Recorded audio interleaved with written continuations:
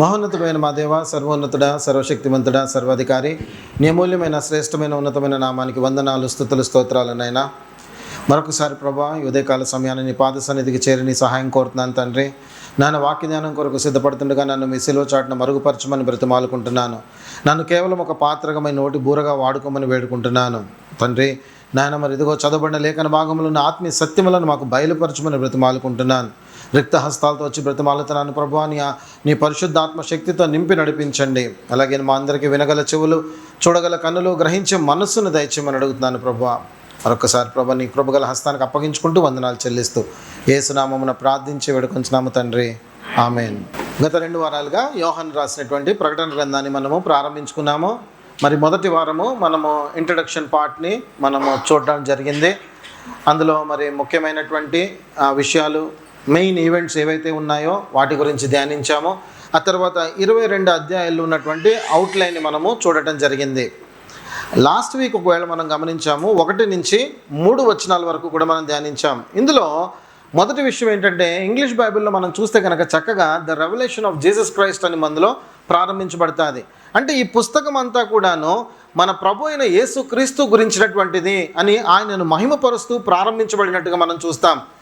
Book అంతా కూడాను మీరు చదివినట్లయితే కనుక పుస్తకం అంతట్లో కూడా మాటి మాటికి మీకు ఎవరు కనపడుతూ ఉంటారంటే మన ప్రభు అయిన యేసుక్రీస్తే. ఆయన విజయం కనపడుతుంది, ఆయన పోరాటం కనపడుతుంది, ఆయన వివాహం కనపడుతుంది. ప్రతి ఒక్క విషయంలో మనము 2వ అధ్యాయం 3వ అధ్యాయంలో కూడా చూస్తే తనను తాను పరిచయం చేసుకున్నప్పుడు ఆయన యొక్క కంప్లీట్ యాట్రిబ్యూట్స్ అన్నింటినీ కూడా అక్కడ తెలియపరిచినట్టుగా మనము చూసాము. ఇది మొదటి మాట మనం గత వారం ధ్యానించింది. ఆ తర్వాత మనం ఒకవేళ చూస్తే కనుక ఇక్కడ అనుగ్రహింపబడినటువంటి ప్రత్యక్షత అంటాడు. ప్రత్యక్షత యొక్క ప్రాముఖ్యతను మనం చూసాం. అంటే మునుపు ఏదైతే మరుగు చేయబడిందో, ముద్ర వేయబడిందో, దాచబడిందో దానిని బయలుపరచటమే ఇక్కడ ప్రత్యక్షత అని మనం గమనిస్తున్నాం. అయితే కొలసీలకు రాసిన పత్రికలో ఒక విషయాన్ని గమనించాం. అక్కడ మన రక్షణ విషయం కూడా ముందు మరుగు చేయబడింది. పౌలు గారు అంటారు కదా, మరుగు చేయబడి ఉన్నటువంటి ఈ మర్మమును ప్రకటించడానికి దేవుడు నన్ను ఎన్నుకున్నాడు అంటాడు. అంటే ఒకానొక దినమున రక్షణ కూడా మరుగు చేయబడింది, అది బయటకు తీసుకుని రాబడింది. ఆ తర్వాత ప్రకటన గ్రంథంలో కూడాను రాయబడిన ప్రతి అంశము కూడా ముందు మరుగు చేయబడింది, కానీ ఇప్పుడు దాన్ని బయటికి తీసుకొని రాబడింది. యోహాను ద్వారా ఇది మనకు ఆ ప్రత్యక్షత ఇవ్వబడింది అని ఇందులో మనం చూసాం. దాని తర్వాత 3వ అంశాన్ని ఏంటంటే సంభవింపనై ఉన్నవి అనే మాటను మనం జ్ఞాపకం చేసుకున్నాం. ఇందులో ఈ సంగతులు త్వరలో సంభవింపనై ఉన్నవి. ఈ సంభవింపనై ఉన్నవి అనేది ఏంటంటే భవిష్యత్తులో జరగబోయేవి అని మనకి అర్థాన్ని ఇస్తుంది అనమాట. రాబోవు కాలంలో జరగవలసినటువంటి అంశాలన్నింటినీ కూడా క్రోడీకరించి ఈ పుస్తకంలో రాసినట్టుగా మనం చూస్తూ ఉంటాం. చాలా సందర్భాల్లో చాలామంది ప్రవచిస్తూ అనేక విషయాలు భవిష్యత్తు గురించి మాట్లాడుతూ ఉంటారు. కానీ మనము తెలుసుకున్నటువంటి వాక్యముల నుంచి గొప్ప సంగతి ఏంటంటే దేవునికి తప్ప మరి ఇంకెవరికి కూడా భవిష్యత్తు తెలియదు అని మనం తెలుసుకున్నాం. ఆ భవిష్యత్తు జ్ఞానము కలిగినటువంటి ఆ దేవుడు అనుగ్రహించినటువంటిదే ఈ గ్రంథము అని మనము చూడటం జరిగింది. 4వది మనం చూస్తున్నాము యోహాను గురించి. నిజంగా యోహాను గురించినటువంటి మాటలైతే అద్భుతమైనటువంటి మాటల్ని చూసాం. అతడు కలిగి ఉన్నటువంటి క్వాలిటీస్ కానీ, అతడు కలిగి ఉన్నటువంటి తగ్గింపుతనం కానీ అవన్నీ కూడా మనం చూడటం జరిగింది. ఒకవేళ ఇది అప్లోడ్ చేసిన తర్వాత ఒకసారి వినండి, మళ్ళీ ఒకసారి. యోహాను కలిగి ఉన్నటువంటి లక్షణాలు ఎంత అద్భుతంగా మనము ధ్యానించో మనం చూసుకోవచ్చు. కాబట్టి తర్వాత మనం చూస్తున్నాము 5వ మాట, యోహాను ఇక్కడ ఇచ్చినటువంటి ఒక సాక్ష్యం. 2 విషయాల్లో సాక్ష్యం పలుకుతున్నాడు అన్నాడు. దేవుని గురించి, అదేవిధంగా యేసుక్రీస్తు గురించి, దేవుని వాక్యమును గురించి, యేసుక్రీస్తుని గురించి ఇక్కడ సాక్ష్యం ఇస్తున్నట్టుగా మనము చూస్తూ ఉన్నాము. ఇక్కడ ఒక కామన్ పాయింట్ ఏంటంటే, ప్రారంభంలో యేసుక్రీస్తు శరీరధారిగా వచ్చినప్పుడు కూడాను ఆయన గురించి ఒకరు సాక్ష్యం ఇచ్చారు, ఆయన కూడా యోహానే. ఇక్కడ ఆయన ఆరోహణం అయిపోయిన తర్వాత కూడా సాక్ష్యం పలుకుతున్నారు. ఇక్కడ కూడా ఉన్నది ఎవరు? యోహానే అని. సో అక్కడ బాప్తిజం ఇచ్చి యోహాను ఉన్నాడు, ఇక్కడ అపోస్తుడైనటువంటి యోహాను ఉన్నాడు. అపోస్తుడు అనటానికి అనిపించుకోవడానికి కూడా ఆయనకి ఇష్టం లేదు, అందుకనే దాసుడు అయినటువంటి అంటాడు, లేక పెద్దనైన నేను అని చెప్పి తనను తాను వర్ణించుకుంటూ రాసినటువంటి అంత తగ్గింపు కలిగినటువంటి వాడు యోహాను. సో ఇది 5వ అంశాన్ని మనం చూసాం. దాని తర్వాత ప్రాముఖ్యమైనటువంటి అంశం 6వది ఏంటంటే సమయము సమీపించినది అనే మాటను మనం జ్ఞాపకం చేసుకున్నాం. ఈ పత్రిక రాసి, ఈ గ్రంథాన్ని రాసి ఎంతకాలం అవుతుందంటే దగ్గరగా 2000 సంవత్సరాలు అవుతుంది సుమారుగా.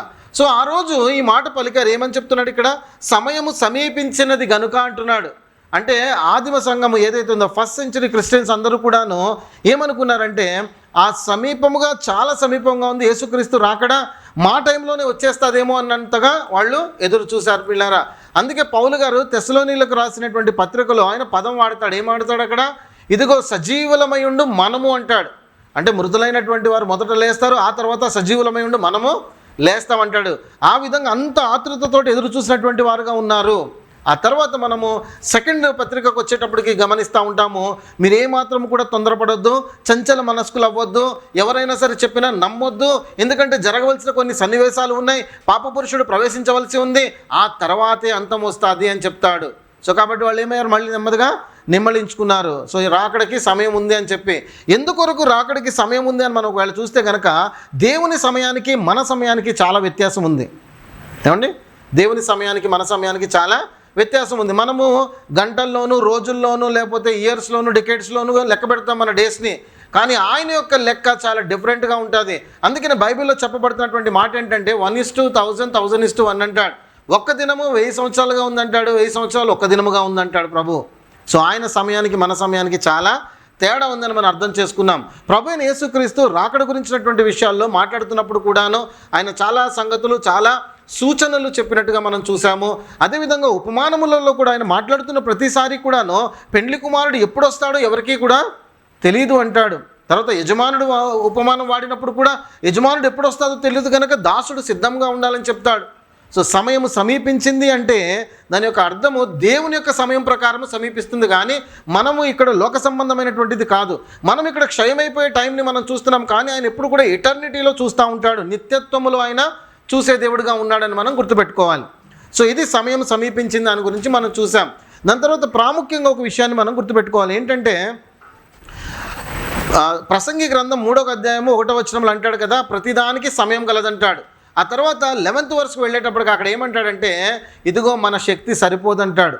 ఆయన చేసేటటువంటి కార్యాలను అర్థం చేసుకోవడానికి మనకి జ్ఞానము సరిపోదు అని చెప్పి అక్కడ మాట్లాడతాడు.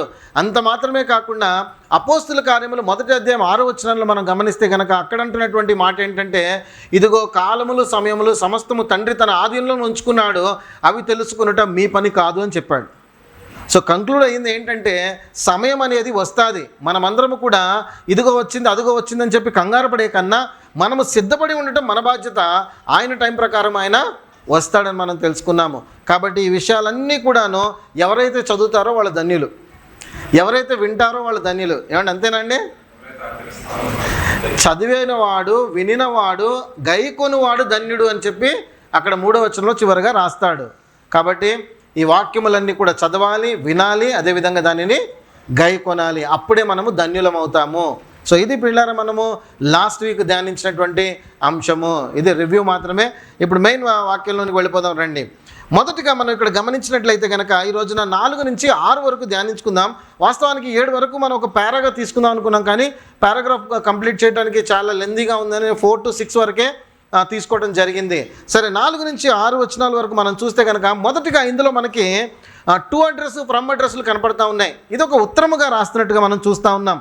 ఎవరికి రాస్తున్నారు, ఎవరు రాస్తున్నారు, అదే వాళ్ళు ఏం విష్ చేస్తున్నారు అనే అంశాలు ముందుగా ఇక్కడ మనకి ప్రస్తావించబడ్డాయి. అయితే మొదటిగా ఇక్కడ రాయబడిన మాట ఒకసారి చదవండి. ఏమంటున్నాడు? ఫస్ట్ 4th verseలో, నా 7 సంఘములకు శుభమని చెప్పి వ్రాయి. యోహాను రాస్తున్నట్టుగా మనకు కనపడుతుంది. అయితే వాస్తవానికి ఇక్కడ కేవలం యోహాను రైటర్ మాత్రమే. అంటే దీన్ని డిక్టేట్ చేస్తున్నటువంటి వారు వేరు, పరిశుద్ధాత్ముడు. లేకపోతే ఆ పరిశుద్ధాత్ముడు ఎవరి ద్వారానైతే అక్కడ వర్తమానం వస్తుందో అలా అందిస్తూ ఉన్నారు. యోహాను వింటా ఉన్నాడు, చెప్పింది చూస్తూ ఉన్నాడు, వీటన్నింటినీ కూడా గ్రహించినటువంటి వాడే ఇక్కడ ఈ ఉత్తరము రాస్తున్నట్టుగా మనము చూస్తాం. సో ఇక్కడ యోహాను రైటర్గా మాత్రమే ఉన్నాడు.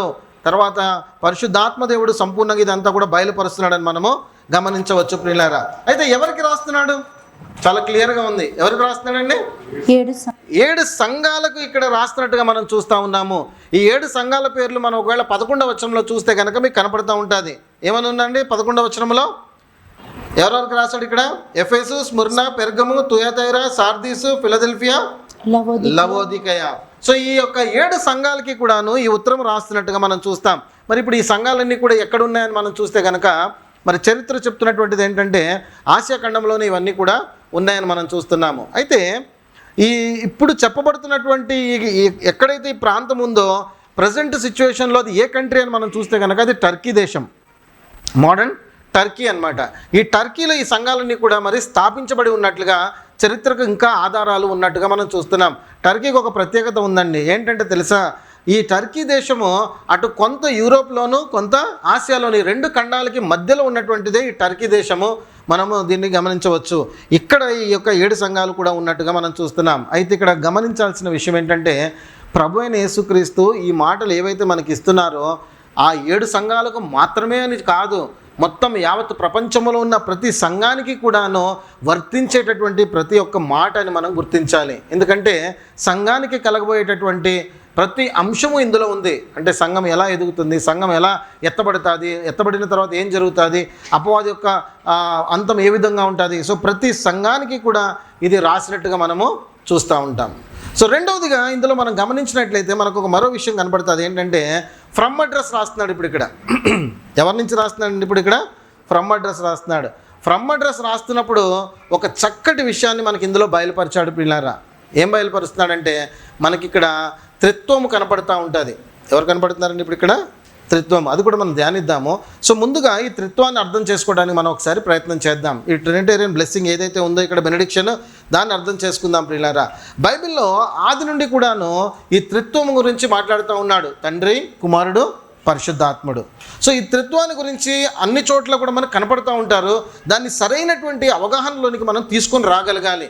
ఈ ప్రకటన గ్రంథం ధ్యానిస్తున్నటువంటి సందర్భాల్లో అనేక మార్లు మనకి ఈ ముగ్గురు కూడా కనపడుతూ ఉంటారనమాట. సో ఈ ముగ్గురు ఒక్కటే ఎలా ఉన్నారో కూడా మనకి తెలియపరుస్తూ ఉంటుంది. సో బైబిల్లో కొన్ని ఉదాహరణలు మీరు గమనించినట్లయితే మనకు మొదటి నుంచి కూడా ఆయన ఎలా బయలుపరుస్తూ వచ్చాడో ఆ విషయాన్ని మాత్రం తెలుసుకుందాం. ఈ రోజున డీప్గా ట్రినిటీ గురించి మనం ముందుకు వెళ్ళిన తర్వాత మనం తెలుసుకుందాం. ప్రకటన గ్రంథంలో వెళ్తూ ఉండగా కూడా దాన్ని ధ్యానిద్దాం. సో ఈ రోజున బైబిల్లో అక్కడక్కడ ఉన్నటువంటి అంశాలు మనం చూసినప్పుడు ఓకే ఇక్కడ మనకు బయలుపరిచాడు కదా అని మనకు అర్థమవుతుంది.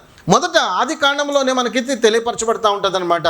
1వ అధ్యాయం 26వ వచనంలో మీరు చూస్తే కనుక అక్కడ ఈ యొక్క ప్రభువు మానవుణ్ణి చేసేటటువంటి ప్రక్రియలో మాట్లాడుకుంటున్నప్పుడు అక్కడ ఏమని మాట్లాడతాడంటే, దేవుడు మన స్వరూపమందు మన పోలిక చొప్పున నరుడిని చేద్దామంటాడు. మన అనే పదాలు వాడుతూ ఉంటారు అక్కడ. సో అక్కడ మనకు ఒక త్రిత్వం కనపడతా ఉంటుంది పిల్లారా. అదేవిధంగా యెషయా గ్రంథము 48వ అధ్యాయము 16వ వచనంలో కూడా చూస్తే కనుక అక్కడ ఆయన మాట్లాడుతూ ఉంటాడు, ప్రభువు యెహోవా. ఆ తర్వాత ఇంకోటి ఏముంటుందంటే, ఆయన ఆత్మయు, కిందకు వెళ్ళిన తర్వాత నీ విమోచకుడు. సో ఈ ముగ్గురు మనకు అక్కడ కనపడుతున్నట్టు సందర్భము అక్కడ ఒక చోట చూస్తూ ఉంటాం. మరొక సందర్భాన్ని గమనించండి. మత్తయి సువార్తలో ప్రభు అయిన యేసుక్రీస్తు శరీరధారిగా ఉన్నప్పుడు బాప్తిజమం తీసుకుంటున్నటువంటి ఆ సమయంలో కూడాను మనకి త్రిత్వం కనపడుతూ ఉంటుంది. యేసుక్రీస్తు బాప్తిజమం తీసుకుని మరి నీటి ఒడ్డుకు వచ్చినప్పుడు ఆత్మ పావురం వలె ఆయన మీద వ్రాలినట్టుగా అక్కడ మనకి రాయబడి ఉంటుంది. అటు వెంటనే మనకి ఏం తెలుస్తూ ఉంటుంది, ఆకాశం నుండి మహాశబ్దం ఒకటి వస్తుంది, ఈయన నా ప్రియ కుమారుడు, ఈయనందు నేను ఆనందించుచున్నాను. మత్తయి సువార్త 3వ అధ్యాయము 16-17 వచనాల్లో కూడా మనకి ఈ త్రిత్వం కనపడుతున్నట్టుగా మనం చూస్తాం. అదేవిధంగా మత్తయి సువార్త 28వ అధ్యాయంలో కూడా 18 నుంచి 20 వచనాల వరకు చూస్తే అక్కడ ప్రభువు శిష్యులను ఆజ్ఞాపిస్తున్నారు, మీరు వెళ్ళండి, సర్వజనులను నాకు శిష్యులుగా చేయండి అని చెప్తున్నారు. సో శిష్యులుగా చేయమని చెప్పినప్పుడు అక్కడ బాప్తిజమం ఇవ్వాల్సినటువంటి అంశాన్ని ప్రస్తావించారు. మళ్ళీ ఏమంటారు అక్కడ, తండ్రి యొక్కయో, కుమారుని యొక్కయో, పరిశుద్ధాత్మ యొక్కయో నామములో బాప్తిజమం ఇచ్చుచు అంటాడు. సాధారణంగా ఇక్కడ ఒక విషయం అండి, అందరూ కూడా ఏమంటారంటే తండ్రి యొక్కయో, కుమారుని యొక్కయో, పరిశుద్ధాత్మ యొక్క నామంలో బాప్తిజమం ఇచ్చేయండి సరిపోతుంది అనుకుంటున్నారు. వాక్యం అలా రాయబడి లేదు. మీరు ఒక్కసారి పరిశీలనగా చూస్తే కనుక బాప్తిజమం ఇచ్చుచు అనిన తర్వాత నేను మీకు ఏ ఏ సంగతులు అయితే బోధించానో మీరు ఆ సంగతుల వారికి బోధించండి అంటున్నాడు. అంటే బాప్తిజం తీసుకున్నాం కదా, నేను క్రైస్తవుని అయిపోయాను, ఇంకా నాకు సంఘంతో పని లేదని చెప్పి వెళ్ళిపోవడానికి కుదరదు. బాప్తిజమం తీసుకున్న తర్వాత అప్పుడే ప్రారంభమవుతుంది మన విశ్వాస యాత్ర. అప్పుడు అక్కడి నుంచి మనం యేసుక్రీస్తు యొక్క బోధ వినాలి, యేసుక్రీస్తుని గురించినటువంటి మాటలు తెలుసుకోవాలి, సంఘములో కట్టబడాలి, ఎదగాలి. సో అప్పుడు పరిపూర్ణత వస్తుంది. సో సాధారణంగా కొంతమంది ఏమనుకుంటారంటే, నేను బాప్తిజం తీసుకుంటే సరిపోతుందిలే అని చెప్పి బాప్తిజం తీసుకుని వెళ్ళిపోతారు. నేను తర్వాత ఎప్పుడైనా సరే ఎవరైనా కలిసినప్పుడు కూడా నేను క్రైస్తవుని బాప్తిజం తీసేసుకున్నారంటారు. మరి ప్రభు యొక్క మాటలు, ప్రభు యొక్క బోధ ఏమాత్రం కూడా తెలియనటువంటి వారుగా ఉంటారు. అందుకే క్లారిటీ ఉంటుంది అక్కడ. ఆ బోధ చెప్పాలి ఖచ్చితంగా అని శిష్యులకు అక్కడ ఆజ్ఞాపించినట్టుగా మనం చూస్తూ ఉంటాము ప్రియులారా. దాని తర్వాత యోహాను సువార్తలో కూడా ఒక సందర్భం మనకు కనపడుతుంది. యోహాను సువార్త 14వ అధ్యాయంలో ఆదరణకర్త గురించి మాట్లాడుతూ ఉంటాడు. అక్కడ ఏమంటాడంటే, ప్రభు నేను ఇదిగో వెళ్ళవలసిన సమయం వచ్చింది, నేను వెళుతున్నాను, అయితే తండ్రి ఆదరణకర్తను మీకు పంపిస్తాడంటాడు. మళ్ళా ముగ్గురు మనకు అక్కడ కనపడుతున్నటువంటి సందర్భాన్ని మనం చూస్తూ ఉంటాము. పేతురు రాసిన 2వ పత్రికలో కూడా మనం చూస్తే కనుక అక్కడ కూడా ఒక మాట మాట్లాడతాడు. ప్రభు యొక్క శక్తిని మేము తెలుసుకున్న వారమే ప్రకటిస్తున్నామంటాడు. అంత మాత్రమే కాకుండా ఇదిగో ఈ ట్రాన్స్ఫిగరేషన్ ఎప్పుడైతే జరిగిందో, లేక రూపాంతరం పొందినప్పుడు అక్కడ మేము తండ్రి యొక్క శబ్దాన్ని మేము విన్నాము అని చెప్తాడు. దాని తర్వాత ఈ లేఖనాలన్నీ కూడా ఆత్మ ప్రేరేపణ చేత ఇవ్వబడింది అని మనకు అక్కడ కూడా తెలియపరుస్తూ ఉంటాడు. పిల్లారా, ప్రతి ఒక్కరు కూడా ఎన్ని సందర్భాల్లో మనం చూసినా, పేతురు రాశాడు, పౌలు గారు కూడా దీవించినప్పుడు ఏమని దీవిస్తూ ఉంటాడండి, ఆయన కూడా దీవెన రాశాడు. తండ్రి ప్రేమ, ప్రభు యొక్క కృప, అదేవిధంగా పరిశుద్ధాత్మ యొక్క సహవాసము మనకు తోడుగా ఉండాలని. సో ఇన్ని రకాలుగా మనకి పరిశుద్ధాత్ముడు మనకి అలా ఈ విధంగా తండ్రి కుమారుడు మాటి మాటికి మనకు కనపడతా ఉంటారు. సో ఈ త్రిత్వము మనం ఇందులో చూడగలుగుతామనేది మనము గుర్తుపెట్టుకోవాల్సినటువంటి అంశము. ప్రియులారా, అందరికి అర్థమైంది కదండి. మొదటి విషయం ఏం చూస్తున్నాం మనము, ఎవరెవరికి రాస్తున్నారు అనేది అర్థమైంది. యోహాను రాస్తున్నాడు, ఒక రైటర్గా ఉన్నాడు. దాని తర్వాత 7 సంఘాలకి ఉత్తరం రాస్తున్నట్టుగా మనం చూస్తున్నాము. ఆ తర్వాత మనం చూస్తే కనుక ఎవరు రాస్తున్నారు అని అంటే కనుక ముగ్గురు మనకు కనపడతా ఉన్నారు. ఇప్పుడు మనం చూద్దాము ఆ ముగ్గురు ఏం మాట్లాడుతున్నారు, ఆ ముగ్గురు యొక్క క్వాలిటీస్ ఏ విధంగా ఉన్నాయి అనేది మనం పరిశీలనగా చూద్దాం. రండి ఇప్పుడు ఒకసారి 4-5 వచనాలను చదువుకుందాం. యోహాను ఆసియాలో ఉన్న 7 సంఘములకు శుభమని చెప్పి వ్రాయినది. వర్తమాన భూత భవిష్యత్ కాలములలో ఉన్నవాని నుండి. సరిపోతుంది. ఫస్ట్ పాయింట్ ఏంటంటే ఇప్పుడు ఇక్కడ వర్తమాన భూత భవిష్యత్ కాలములలో ఉన్న వాని నుండి, ఎవరి దగ్గర నుంచి ఈ యొక్క కృపా సమాధానాలు అనేటటువంటి బెస్ట్ విషెస్ వస్తున్నాయో అనేది ఇక్కడ రాస్తున్నాడు. సో ఫస్ట్ వస్తున్నటువంటి మాట ఏంటంటే ఇక్కడ వర్తమాన భూత భవిష్యత్ కాలములో ఉన్నటువంటి వాని నుండి అని చెప్తున్నాడు అనమాట. అంటే ఏంటంటే పిల్లారా, ఆయన తండ్రిని గురించి ఇక్కడ మాట్లాడుతున్నాడు. తండ్రి తనను తాను పరిచయం చేసుకున్నప్పుడు ఏ విధంగా పరిచయం చేసుకున్నాడు? మొదట మోషే అడుగుతాడు, నువ్వు వెళ్ళి చెప్పంటున్నావు కదా ప్రభువా, నేను నువ్వు ఎవరని చెప్పను, ఏమని చెప్పను ఇశ్రాయేలీలకు అన్నప్పుడు ఆయన అన్నాడు, నేను ఉన్నవాడను అనువాడను. దాని అర్థం ఏంటి? ఇప్పుడు ఆయన మునుపు జరిగినటువంటి కాలంలోనూ ఉన్నాడు, ఇప్పుడు ప్రజెంట్లోనూ ఉన్నాడు, పాస్ట్లో ఉన్నాడు, ప్రజెంట్లో ఉన్నాడు, ఫ్యూచర్లో కూడా ఉన్నాడు. ఈ సృష్టి అంతాన్ని కూడా ఆయన చేసినటువంటి వాడు, ఈ సృష్టి కన్నా ముందు ఆయన ఉన్నటువంటి వాడు అని చెప్పి మనకి అర్థమవుతుంది. సృష్టి ఆరంభము ముందు ఉన్నటువంటి వాడు, ఇప్పుడు ఉన్నవాడు, రాబో కాలంలో కూడా ఉండేటటువంటి వాడు అని చెప్పి ఆయన గురించి మనకి అర్థమవుతుంది అనమాట.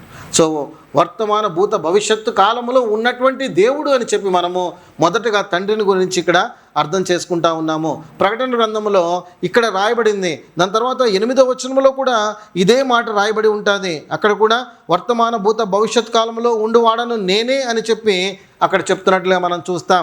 అంత మాత్రమే కాదు, 4వ అధ్యాయం 8వ వచనం, 11వ అధ్యాయం 17వ వచనం, ఇక్కడ కూడా ఈ మాటలు మనకి ప్రస్తావించబడినట్టుగా మనం చూస్తాం. సో మొదట మనం ఎవరి గురించి తెలుసుకుంటున్నామో? తండ్రిని గురించి. సో తండ్రిని గురించి మనం తెలుసుకోవడానికి ఇక్కడ చాలా క్లియర్గానే ఉంది. ఆయన ఉన్నవాడను అనువాడని అన్నాడు కాబట్టి ఆయన మరి పాస్ట్లో, ప్రజెంట్లో, ఫ్యూచర్లో కూడా ఉండేవాడని చెప్పి అర్థమైపోతూ ఉంది. అయితే పరిశుద్ధాత్మని గురించి తెలుసుకోవడం గురించి ఇక్కడ కొంత కన్ఫ్యూజన్ ప్రతి ఒక్కరికి కూడా ఉన్నది. సో ఈ రోజున దయచేసి అందరూ కూడా శ్రద్ధగా వినండి. ఆ కన్ఫ్యూజన్ లేకపోతే ఏదైతే కాంట్రవర్సీ ఉందో అది మనం ఈ రోజున తీసేసుకుందాం. ఎందుకంటే మనం ముందే చెప్పుకున్నాం, ప్రకటన గ్రంథం అంతా కూడాను పలు రకాల బోధలతో నింపబడిపోయింది. ప్రతి ఒక్కరు ఎవరికి తోచింది వాళ్ళు చెప్పడం జరుగుతూ ఉంది. ప్రతి ఒక్కటి కూడా కాంట్రవర్సీనే ప్రకటన గ్రంథం తీసినప్పుడు. సో ఇక్కడ పరిశుద్ధాత్మని గురించి ప్రస్తావించబడినటువంటి ఈ మాట సరైన రీతిలో మనం అర్థం చేసుకుంటే, అంటే లేఖనాలను ఆధారం చేసుకుని అర్థం చేసుకుంటే కనుక మనమందరం కూడా ఒక్క బోధ యందు నిలబడతాం. లేకపోతే కనుక ఎవరు ఏది చెప్తే దాని మీద కొట్టబడతాము. అర్థమైంది కదండి అందరికీ కూడాను. రెండవది చూద్దాం ఏం చెప్తున్నాడు ఇప్పుడు ఇక్కడ. ఆయన సింహాసనం ఎదుటనున్న 7 ఆత్మల నుండి. సరిపోతుంది. ఆయన సింహాసనం ఎదుటనున్న 7 ఆత్మల నుండి అని చెప్తున్నాడు ఇప్పుడు ఇక్కడ. మరి ఇది డైరెక్ట్గా పరిశుద్ధ ఆత్మని గురించి మాట్లాడుతున్నాడని మనకి ఎలా తెలుస్తుంది? అర్థమైంది కదండి. బైబిల్లో ఒక 4 రిఫరెన్సెస్ ఉన్నాయి దీనికి సంబంధించి. ఒకసారి ఆ రిఫరెన్సెస్ చూసేయండి, దాని తర్వాత ముందుకు వెళదాం. 1:4లో ఈ మాట ఇక్కడ మనకి రాయబడుతున్నటువంటిది ఏంటంటే సింహాసనం ఎదుట ఉన్నటువంటి 7 ఆత్మల నుండి అన్నాడు. 3:1 ఒకసారి చదవండి. సార్దీస్లో ఉన్న సంఘపు దూతకు ఇలాగ వ్రాయము, 7 నక్షత్రములను దేవుని 7 ఆత్మలను గలవాడు. 7 నక్షత్రములను దేవుని 7 ఆత్మలు గలవాడును చెప్పు సంగతులు ఏమనగా అన్నాడు. 4వ అధ్యాయం 5వ వచనం చూడండి. ఆ సింహాసనములో నుండి మెరుపులను ధ్వనులను ఉరుములను బయలుదేరుచున్నవి. మరియు ఆ సింహాసనం ఎదుట 7 దీపములు ప్రజ్వలించుచున్నవి. అవి దేవుని 7 ఆత్మలు. తర్వాత 5వ అధ్యాయం 6వ వచనం. మరియు సింహాసనమునకును ఆ 4 జీవులకును పెద్దలకును మధ్యను వధింపబడినట్లుండి నా గొర్రెపిల్ల నిలిచియుండుట చూచితిని. ఆ గొర్రెపిల్లకు 7 కొమ్ములను 7 కన్నులు నుండెను. ఆ కన్నులు భూమి అందంతటికి పంపబడిన దేవుని 7 ఆత్మలు. సో 4 చోట్ల మనకి మాట ప్రస్తావించబడతా ఉంటుంది, 7 ఆత్మలు అని చెప్పి ఇది గమనిస్తూ ఉంటాం.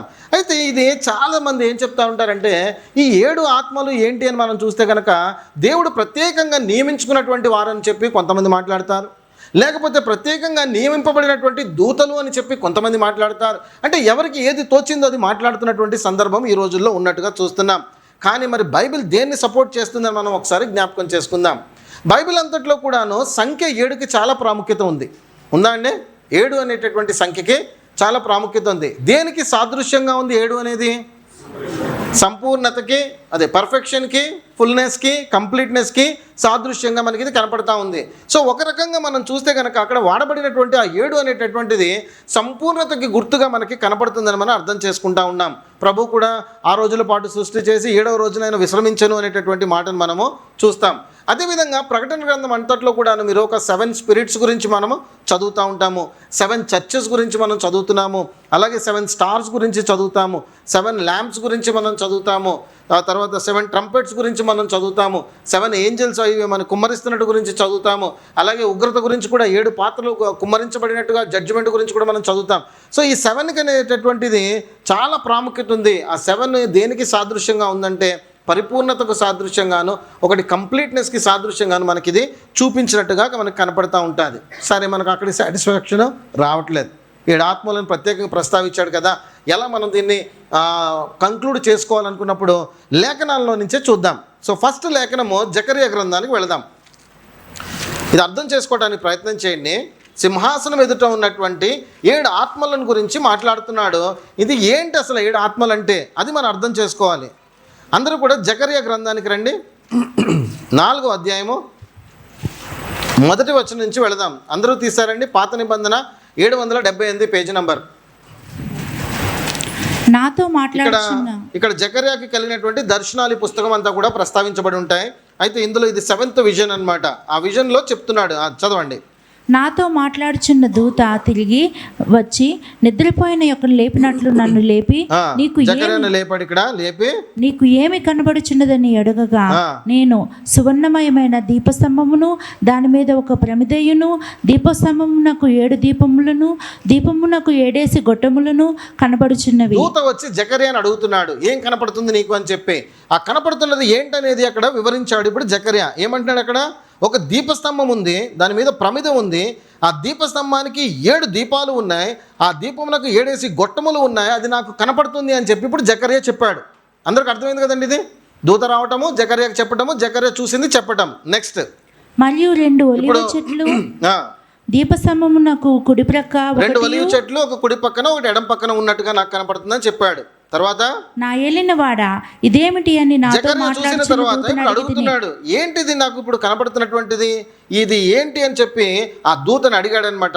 అడిగినప్పుడు దూత ఏం మాట్లాడుతున్నాడు చూడండి. నాతో మాట్లాడుచున్న దూత ఇదేమిటో నీకు తెలియదా అని నన్ను అడగగా, నేను నా ఏలినవాడా నాకు తెలియదంటిని. చూడండి, ఇద్దరి మధ్య సంభాషణ జరుగుతుంది. దూత వచ్చాడు, లేపాడు, చూపించాడు, దర్శనంలో చూశాడు, 7 దీపాలు కనపడ్డాయి, ఆ తర్వాత అక్కడ గొట్టాలు కనపడుతున్నాయి, ఆ తర్వాత అక్కడ 2 చెట్లు కనపడతా ఉన్నాయి. ఈ సన్నివేశం అంతటిని కూడా చూసిన తర్వాత నాకు ఏం అర్థం కాలేదు అని చెప్పి దూతను అడిగితే, నీకు అర్థం కాలేదని ప్రశ్నించాడు. ప్రశ్నించిన తర్వాత అప్పుడు దాని యొక్క వివరణ ఇస్తున్నాడు. చూడండి ఏమంటాడు ఇప్పుడు. అప్పుడు అతడు నాతో ఇట్లా, నేను జెరుబ్బాబెలునకు ప్రత్యక్షమగు యెహోవా వాక్కు ఇదే, శక్తి చేతనైనను బలము చేతనైనను కాక నా ఆత్మ చేతనే ఇది జరుగునని సైన్యములకు అధిపతియగు యెహోవా సెలవిచ్చెను. ఇప్పుడు ఏం అడిగాడు జకర్యా? దూత ఇప్పుడు ఏం చెప్తున్నాడు? ఎవరి గురించి చెప్తున్నాడు? ఇప్పుడు ఇక్కడ నా ఆత్మ చేతనే ఇది జరుగును అని చెప్తున్నాడు. అవునండి? అంటే ఇప్పుడు దేవుడు ఎవరి గురించి చూపించి ఏం మాట్లాడుతున్నాడు? ఇక్కడ ఆ 7 దీపస్తంభాల గురించి మాట్లాడుతూ ఇక్కడ ఎవరిని తీసుకొస్తున్నాడు? పరిశుద్ధ ఆత్ముడిని తీసుకొస్తున్నట్టుగా మనకి ఇందులో కనపడతా ఉంటుంది. మరొక లేఖనానికి వెళదాం, యెషయా గ్రంథానికి వెళదాం రండి. ఇప్పుడు 11వ అధ్యాయము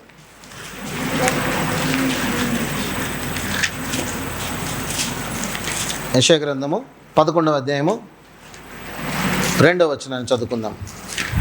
యెహోవా ఆత్మ జ్ఞాన వివేకములకు ఆధారముగు ఆత్మ. యెహోవా ఆత్మ దేనికంటే జ్ఞాన వివేకములకు ఆధారముగా ఆత్మ, ఆలోచన బలములకు ఆధారముగా ఆత్మ, తెలివిని యెహోవా ఎడల భయభక్తులను పుట్టించు ఆత్మ అతని మీద నిలుచును. ఇప్పుడు ఇక్కడ 7 fold మినిస్ట్రీని చూపిస్తున్నాడు. అర్థమవుతుందండి? ఇప్పుడు ఇక్కడ ఏం చూపిస్తున్నాడు?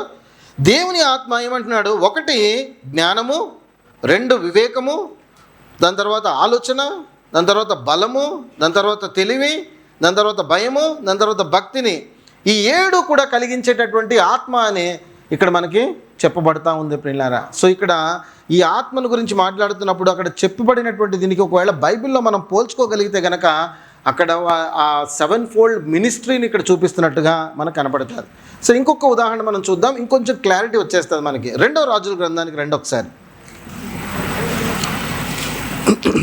2వ రాజుల గ్రంథము 2వ అధ్యాయము 9వ వచనానికి వెళదాం. వారు దాటిపోయిన తర్వాత ఏలియా ఎలీషాను చూచి, నేను నీ యొద్ద నుండి తీయబడక మునుపు నీ కొరకు నేనేమి చేయకూడదునో దాన్ని అడుగుమని చెప్పగా. ఇక్కడ ఈ సందర్భం అందరికీ తెలుసు కదండి. ఏలియా ఎలీషా మధ్య జరిగిన సంభాషణ మనందరికీ కూడా తెలుసు. ఏలియా ఆరోహణం అయిపోవడానికి సిద్ధమైపోయాడు, దేవుడు తను పిలిచాడు. సో వెళ్ళిపోతున్నప్పుడు ఎలీషాని దేవుడు నియమించుకున్నాడు తర్వాత ప్రవక్తగా. సో ఈ ప్రవక్తగా వెళ్ళిపోయేటటువంటి నియమించబడినప్పుడు ఎలీషా వెళ్ళిపోతున్నప్పుడు ఏలియా వెళ్ళిపోతున్నప్పుడు ఎలీషాతో మాట్లాడుతున్నాడు. నేను వెళ్ళిపోతున్నాను, నీవు ఏం కావాలి, నీకు ఏం చేయాలని నువ్వు కోరుకుంటున్నావు అని అడిగినప్పుడు ఎలీషా ఇచ్చినటువంటి సమాధానం చూడండి. ఏమంటాడు అక్కడ? నీకు కలిగిన ఆత్మలో 2 పాళ్ళు నా మీదకి వచ్చినట్లు దయచేయమని. ఏమడిగాడండి? ఇప్పుడు 2 పాళ్ళు నాకు రావాలి అంటే ఇప్పుడు ఇక్కడ 2 ఆత్మలని అర్థమా, లేకపోతే డబుల్ పోర్షన్ అని అర్థమా? అంతేనా అండి? అర్థమవుతుంది కదండి. 2 పాళ్ళు కావాలన్నప్పుడు 2 పరిశుద్ధాత్మల గురించి మాట్లాడుతున్నాడా, లేకపోతే కనుక ఆయనకు ఉన్నటువంటి ఆ శక్తి పవర్ ఏదైతే ఉన్నదో దాంట్లో నాకు డబుల్ కావాలనుకుంటున్నాడా? 2 అంతల శక్తి కావాలని కోరుకుంటున్నాడు ఇక్కడ, కానీ 2 ఆత్మలు కావాలని కోరుకోవటం లేదు. అంతే కదండి. ఇప్పుడు అర్థం చేసుకోండి, మొత్తం మొదటి నుంచి మనం చూసిన ఉదాంతాన్ని బట్టి ప్రకటన గ్రంథములో ఎదురుగా ఉన్నటువంటి దీపము 7 ఆత్మలు అని చెప్పబడుతుందంటే అక్కడ పరిశుద్ధాత్మని యొక్క శక్తిని మనకు చూపిస్తున్నాడు. 7 fold మినిస్ట్రీని యెషయా చెప్తున్నాడు. అంత మాత్రమే కాకుండా మనము చూసినట్లయితే కనుక ఇక్కడ చాలా క్లియర్గా ఉంది ఏంటంటే ఆ యొక్క శక్తిని 2 పాళ్ళు అడుగుతున్నట్టుగా మనం దీనిని అర్థం చేసుకోవచ్చు. సో దీనిని బట్టి మనకు అక్కడ క్లియర్గా ఉంది ఏంటంటే అక్కడ చాలా క్లియర్గా పరిశుద్ధాత్మను గురించి అక్కడ ప్రస్తావిస్తున్నాడు.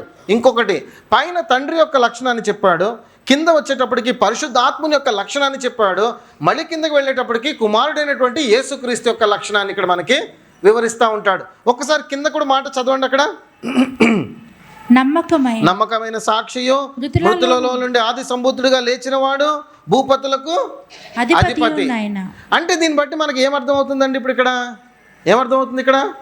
అక్కడ వారు కలిగి ఉన్నటువంటి లక్షణాలని బట్టి, శక్తిని బట్టి, పర్సనాలిటీని బట్టి అక్కడ వివరిస్తున్నాడని అర్థమైపోతా ఉంది. సో ఇందులో ఏ కాంట్రవర్సీ లేదు. ఇప్పుడు మనకి మీకు ఇంకా ఏమైనా అనుమానం ఉందా అండి? ఇందులో ఏదైనా అనిపిస్తుందా ఇది పరిశుద్ధాత్ముడి గురించి కాదు ప్రస్తావించింది ఇక్కడ అని?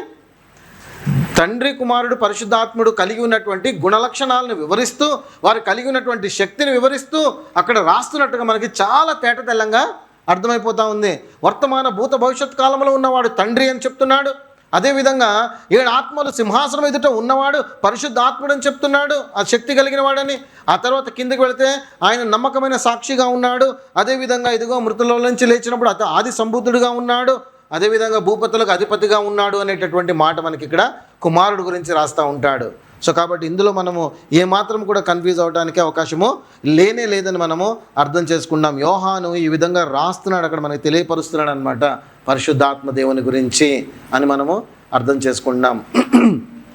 జకర్యా గ్రంథంలో కూడా చాలా క్లియర్గా అక్కడ చూపిస్తున్నాడు. 7 దీపస్తంభములు ఇవన్నీ కూడా చూపించి ఏంటిది ఎవరి గురించి అని జకర్యా అడిగితే అక్కడ దూత వచ్చి చెప్తున్నాడు, ఇదిగో ఆయన ఆత్మను గురించే మాట్లాడుతున్నాడు అని అక్కడ చెప్తాడు. సో దీనిని బట్టి మనం అక్కడ అది తండ్రి గురించి పరిశుద్ధాత్మను గురించి ఆ 2 లేఖనాలు చెప్పబడ్డాయని మనము అర్థం చేసుకోవచ్చు. వచ్చేసేయండి వెనక్కి, ప్రకటన గ్రంథానికి వచ్చేయండి. యేసుక్రీస్తుని గురించి చూద్దాం. ఇప్పుడు తండ్రిని గురించి చూసాము, పరిశుద్ధాత్మని గురించి చూసాము. ఇప్పుడు ప్రభువైన యేసుక్రీస్తుని గురించి రాయబడినటువంటి మాటల్ని గమనిద్దాం. ఇక్కడ హెడ్డింగ్లో మనం సబ్ హెడ్డింగ్కి వెళ్తున్నాం, అందులోంచి ఇంకా సబ్ హెడ్డింగ్లోకి వెళ్ళిపోతున్నాము. చూడండి ఏమంటాడు ఇప్పుడు. నమ్మకమైన సాక్షి. మొదటిగా ఆయన గురించి మాట్లాడుతున్నాడు, యేసుక్రీస్తు గురించి. ఆయన నమ్మకమైనటువంటి సాక్షి అని చెప్తున్నాడు. నమ్మకమైనటువంటి సాక్షి అంటున్నప్పుడు ఇక్కడ మనం అర్థం చేసుకోవాల్సింది ఏంటంటే, ఆయన నోటి నుంచి ఏ మాత్రము కూడా అబద్ధము రానే రాదు. ఆయన నోటి గుండా వచ్చే ప్రతి ఒక్కటి కూడా నమ్మకమైనది, సత్యమైనది అనే దీనికి అర్థాన్ని ఇస్తుంది అనమాట. యెషయా గ్రంథంలో 55వ అధ్యాయం 4వ వచనంలో మనం చూస్తే కనుక, ఇదిగో నేను నియమించుకున్నాను అంటాడు. ఎవరిని? ప్రభువైన యేసుక్రీస్తుని గురించి మాట్లాడుతూ, నేను నియమించుకున్నాను, ఆయనను ఒక సాక్షిగా, ఒక రాజుగా నేను నియమించుకున్నాను అక్కడ వాడతాడు. చూడండి అక్కడ యెషయా 55:4. ఇదిగో జనములకు సాక్షిగా అతను నియమించి తిని, జనములకు సాక్షిగా అతను నియమించి తిని, జనములకు రాజుగాను అధిపతిగాను అతను నియమించి తిని. ఎవరి గురించి మాట్లాడుతున్నాడండి? సాక్షిగాను, రాజుగాను, అధిపతిగాను ఎవరు నియమింపబడ్డారు? ప్రభు అయిన యేసుక్రీస్తు గురించి మాట్లాడుతున్నాడని చాలా క్లియర్గా ఉంటుంది. డైరెక్ట్గా మనకి చెప్పేశాడండి, కేవలం ఒక రెఫరెన్స్ అక్కడ చూస్తున్నాం అనమాట. ప్రకటన 3:14 కూడా ఆయన సత్య సాక్షి అంటాడు. నమ్మకమైన సత్య సాక్షి అని చెప్పబడతా ఉంటుంది. సో ఎంతవరకు సత్య సాక్షి అంటే, యేసుక్రీస్తు తన నోటి ద్వారా ఒక రోజున మాట్లాడినటువంటి మాటల్లో, శరీరధారిగా ఉన్న దినాల్లో ఆయన ఏం మాట్లాడతాడో తెలుసా? ఇదిగో సత్యమును గురించి సాక్ష్యం ఇచ్చుటకు నేను పుట్టి తిని అంటాడు. పిలాతు దగ్గర మాట్లాడుతున్నప్పుడు ఏమంటాడు? సత్యమును గురించి సాక్ష్యం ఇచ్చుటకు నేను పుట్టి తిని అంటాడు. పుట్టి తిని అంటే మళ్ళీ మామూలుగానే ఈయన పుట్టినటువంటి వాడు, సృష్టిలో ఉన్నటువంటి వాడు అనుకోకుండా, అది ఇన్కార్నేషన్ గురించి మాట్లాడుతున్న సందర్భంలో మాట్లాడతాడు. యోహాను సువార్త 18వ అధ్యాయము 37వ వచనంలో ఈ మాట మనకు ఉంటుంది. సో యేసుక్రీస్తుకు సంబంధించినంత వరకు మాట్లాడతాడు. తీతుకు రాస్తూ అంటాడు కదా, అబద్ధమాడనేరని దేవుడు అంటాడు ఆయన. సో ఆయన నోట ఏ అబద్ధము ఉండదు, నమ్మకమైన సత్యాన్ని పలికేటటువంటి సాక్షిగా అక్కడ మనకి యేసుక్రీస్తు కనపడతాడు. రెండవది ఏం మాట్లాడుతున్నాడు? ఇంకో మాట, మృతులలో నుండి ఆది సంభూతుడుగా లేచిన వాడును, మృతులలో నుండి ఆది సంభూతుడుగా లేచిన వాడు చెప్పు సంగతులు అంటున్నాడు ఇక్కడ. అంటే రాస్తున్నటువంటి మాట. సో ఇప్పుడు ప్రభు అయిన యేసుక్రీస్తు మృతులలో నుంచి లేచినటువంటి వాడని మనం ఇక్కడ అర్థం చేసుకుంటున్నాం. ఇక్కడ మీకు ప్రశ్న వేస్తాను పిల్లారా, యేసుక్రీస్తు కన్నా ముందు మరి ఇంకెవరు లేవలేదంటారా మరణంలో నుంచి? ఎవరన్నా లేచారా, లేవలేదా? ఎంతమంది లేచారండి? మొదట మనం చూస్తున్నాము లాజరు గుర్తొచ్చాడు. పాత నిబంధనలు ఎవరైనా లేచారా? గుర్తున్నారా ఎవరైనా? పోనీ ఎవరెవరి ద్వారా ఈ అద్భుత కార్యం జరిగిందో గుర్తుందా మీకు? మర్చిపోయారు అందరూ కూడా. పునరుద్ధరణాది నాన్న ఖచ్చితంగా మనం ధ్యానిస్తాం. ఏలియా ద్వారా. ఫస్ట్ ఎవరి ద్వారా జరిగింది? ఏలియా ద్వారా. సారెపతు విధవరాలు యొక్క కుమారుడు లేచినట్టుగా మనం చూస్తున్నాం. ఆ తర్వాత ఎవరి ద్వారా లేచాడు? ఎలీషా ద్వారా. ఎలీషా షునేమిరాల కుమారుడు మరణం నుంచి లేవనెత్తుతాడు. ఆ తర్వాత కూడాను ఎలీషా చనిపోయిన తర్వాత తన యొక్క శల్యములు తాకి కూడా ఒకడు బ్రతికినట్లుగా మనము, ఆ యొక్క శవమును తాకి కూడా ఒకడు బ్రతికినట్టుగా మనం చూస్తున్నాము. ఆ తర్వాత మనము ప్రభు యేసుక్రీస్తును చూస్తాం. యేసుక్రీస్తు 3 సందర్భాల్లో ఆయన మరణించినటువంటి వాడిని లేవనెత్తినట్టుగా మనం చూస్తున్నాం. ఒకటి, నాయన్ అనేటటువంటి గ్రామంలో ఒక విధవరాల యొక్క కుమారుణ్ణి లేపినట్టుగా మనం చూస్తాం. ఆ తర్వాత యాయిరు కుమార్తెను లేపినట్టుగా మనము చూస్తాం. ఆ తర్వాత లాజర్ అని. సో అక్కడికి ఎంతమంది అయిపోయారు? 6 మంది అయిపోయారు అక్కడ. ఆ తర్వాత పేతురు తబితాని, పౌలు ఐతుకుని. సో 8 మంది ప్రభు కన్నా ముందు మరణం నుంచి లేచినట్టుగా మన బైబిల్లో చెప్పబడతా ఉంది. మరి ఇప్పుడు ఇక్కడ చూస్తే కనుక ఆది సంభూతుడు అని చెప్పి ప్రభువుకి ఎందుకు వాడుతున్నాడు? మరి 8 మంది ముందు లేచున్నారు కదా ప్రభు కన్నా. సరే, మరి ఎందుకంటారు? ఏ కారణం చేతంటారు? ఒక కారణం ఏంటంటే, వారందరూ కూడా బ్రతికారు కానీ మళ్ళీ తిరిగి మరణించేశారు. చాలా బాగా చెప్పారు అందరూ కూడాను. ఫస్ట్ కారణం అది. మరి ఇంకా ఏం కారణం చేతంటారు? కూడా 3 కారణాలు ఉన్నాయన్నమాట ఇక్కడ. ఒకటి, వాళ్ళు చనిపోయారు, బ్రతికారు, మళ్ళీ వెంటనే చనిపోయారు. కానీ ప్రభు అయిన యేసుక్రీస్తు చనిపోయిన తర్వాత 3వ దినాన తిరిగి లేచాడు. లేచిన తర్వాత మళ్ళీ ఆయన మరణాన్ని చూడలేదు. ఇది మొదటి కారణము. రెండవ కారణం ఏంటంటే ప్రియులారా, ఆయన మహిమ గల శరీరాన్ని ధరించుకున్నాడు, ఇంకెవరు ధరించుకోలేదు. అందరండి, ఎవరు ధరించుకున్నారో ఈ 8 మందిలో మహిమ గల శరీరాన్ని? ఎవరు ధరించలేదు. ప్రభు అయిన యేసుక్రీస్తు మాత్రమే ఆ మహిమ గల శరీరాన్ని ధరించినటువంటి వాడుగా ఉన్నాడు. 3వ కారణం, ఇంకేదైనా కారణం ఉందండి? 3వ కారణం ఏంటంటే ప్రియులారా, ఆ మరణము పైన విజయం పొందినటువంటి వాడు ఫస్ట్ ఎవరైనా ఉన్నారంటే అది ప్రభు అయిన. ఇప్పుడు ఆది సంభూతుడు అని చెప్పి ఎవరికి వాడాలంటారు? కేవలం మన ప్రభు అయిన యేసుక్రీస్తుకే ప్రియులారా. సో వాళ్ళ యొక్క యాట్రిబ్యూట్స్ని బట్టి ఇక్కడ పరిశుద్ధాత్ముడు ఈ యొక్క లేఖనాలన్నీ ఇస్తున్నట్టుగా మనం గమనించవచ్చు. ఆయన తనను తాను చెప్పుకోవాలనుకున్నప్పుడు ఆ సింహాసనం ఎదుట ఉన్న 7 ఆత్మలుగా తనను తాను పోల్చుకున్నట్టుగా మనం చూస్తూ ఉన్నాము ప్రియులారా. ఇప్పుడు అర్థమైందా అండి? ఈ ముగ్గురు రాస్తున్నట్లుగా సంగతి ఏంటంటే ఒక్కటే చెప్తున్నాడు, తండ్రి, కుమారుడు, పరిశుద్ధాత్ముడు. బయట ఉన్నటువంటి ఒక బోధ, తప్పుడు బోధ ఏంటంటే ప్రియులారా, ఇక్కడ రాయబడిన ఈ మాట ప్రకారము ప్రత్యేకముగా 7 దూతలు ఉన్నారు. ఆ 7 దూతలు కూడా ప్రత్యేకంగా దేవుడి కోసం పనిచేస్తున్నారు. ఇంకా రకరకాల స్టోరీస్ ఉన్నాయన్నమాట. మీరు వాటిని నమ్ముతారా, లేకపోతే లేఖనాలు దేన్ని చూపిస్తున్నాయో దాన్ని నమ్ముతారా? ఏమర్థమైపోయిందండి ఇప్పుడు మీ అందరికీ కూడాను? ఎవరి గురించి చెప్తున్నాడు ఇప్పుడు ఇక్కడ? 3 కూడాను తండ్రి, కుమారుడు, పరిశుద్ధాత్ముడు గురించే ప్రస్తావిస్తున్నట్టుగా మనకు ఒక క్లారిటీ వచ్చేస్తుంది. సో మరణించినటువంటి వారిలో నుంచి మొదటిగా లేచినటువంటి వాడు మన ప్రభు అయిన యేసుక్రీస్తు.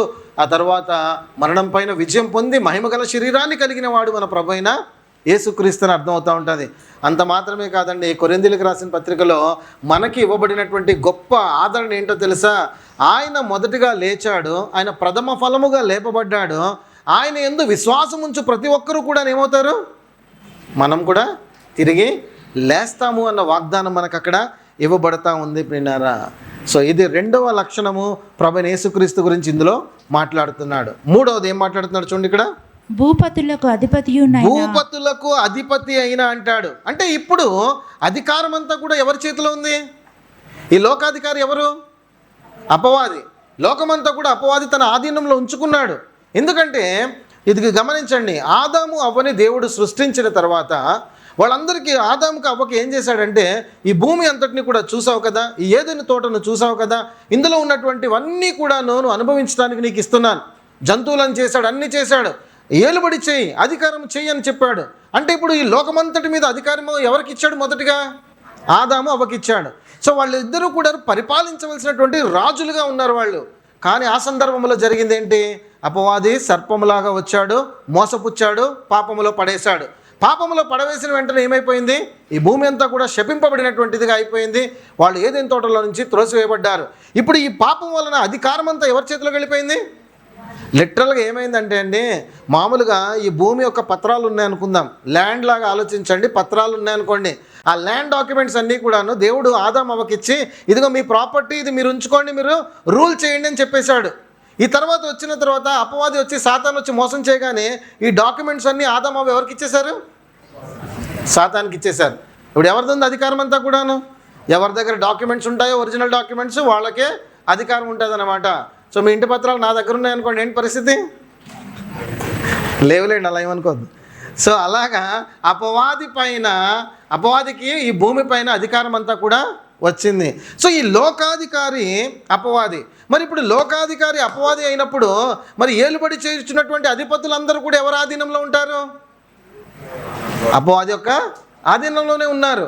సో ఇప్పుడు చూడండి, ఎవరినైనా సరే అధికారం నియమించబడిందంటే అది దేవుని వల్లనే నియమించబడుతుంది. కానీ వాళ్ళు దేవునికి లోబడక దుర్నీతికి లోబడుతూ ఈ యొక్క పరిపాలన అంతా కూడా జరిగిస్తూ ఉన్నారు. దేవుడు నియమిస్తాడు, కానీ వాళ్ళు అపవాది యొక్క ఆధీనంలోనికి వెళ్ళిపోతూ ఉన్నారు పిల్లారా.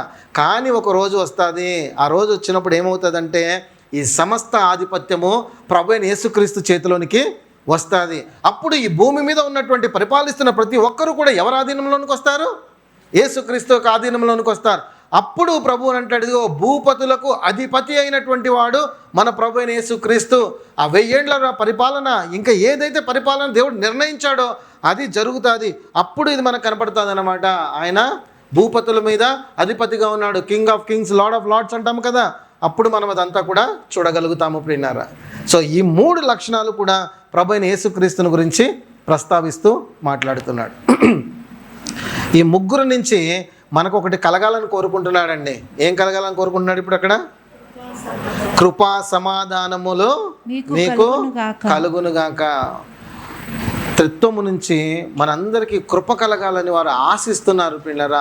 ఆశిస్తూ ఇదిగో ఈ ఉత్తరాన్ని మనకి రాస్తున్నట్లుగా మనం ఇందులో గమనించవచ్చు. సో మొదటిగా ఈ 4-5 వర్సెస్లో ఉన్నటువంటి అంశము ప్రతి ఒక్కరికి అర్థమైందా అండి? అర్థం కాకపోతే మళ్ళీ వివరించుకుందాం. మొదటిగా యోహాను రాస్తున్నాడు, 7 సంఘాలకు రాస్తున్నాడు. ఆ 7 సంఘాలు ఎవరో మనం తెలుసుకున్నాము.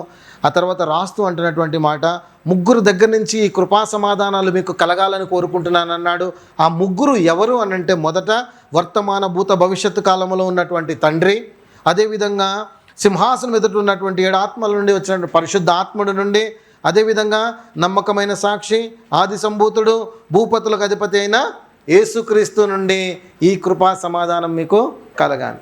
వీళ్ళ కృప వచ్చిందంటే సమాధానం ఆటోమేటిక్గా ఫాలో అవుతుంది. మీకు తెలుసా? కృప రానంత వరకు కూడా ఈ సమాధానం మనకు వెనకాల రాదు. ఎప్పుడైతే కృప వస్తుందో ఆటోమేటిక్గా షాడో లాగా ఈ సమాధానం ఫాలో అయిపోతూ ఉంటుంది.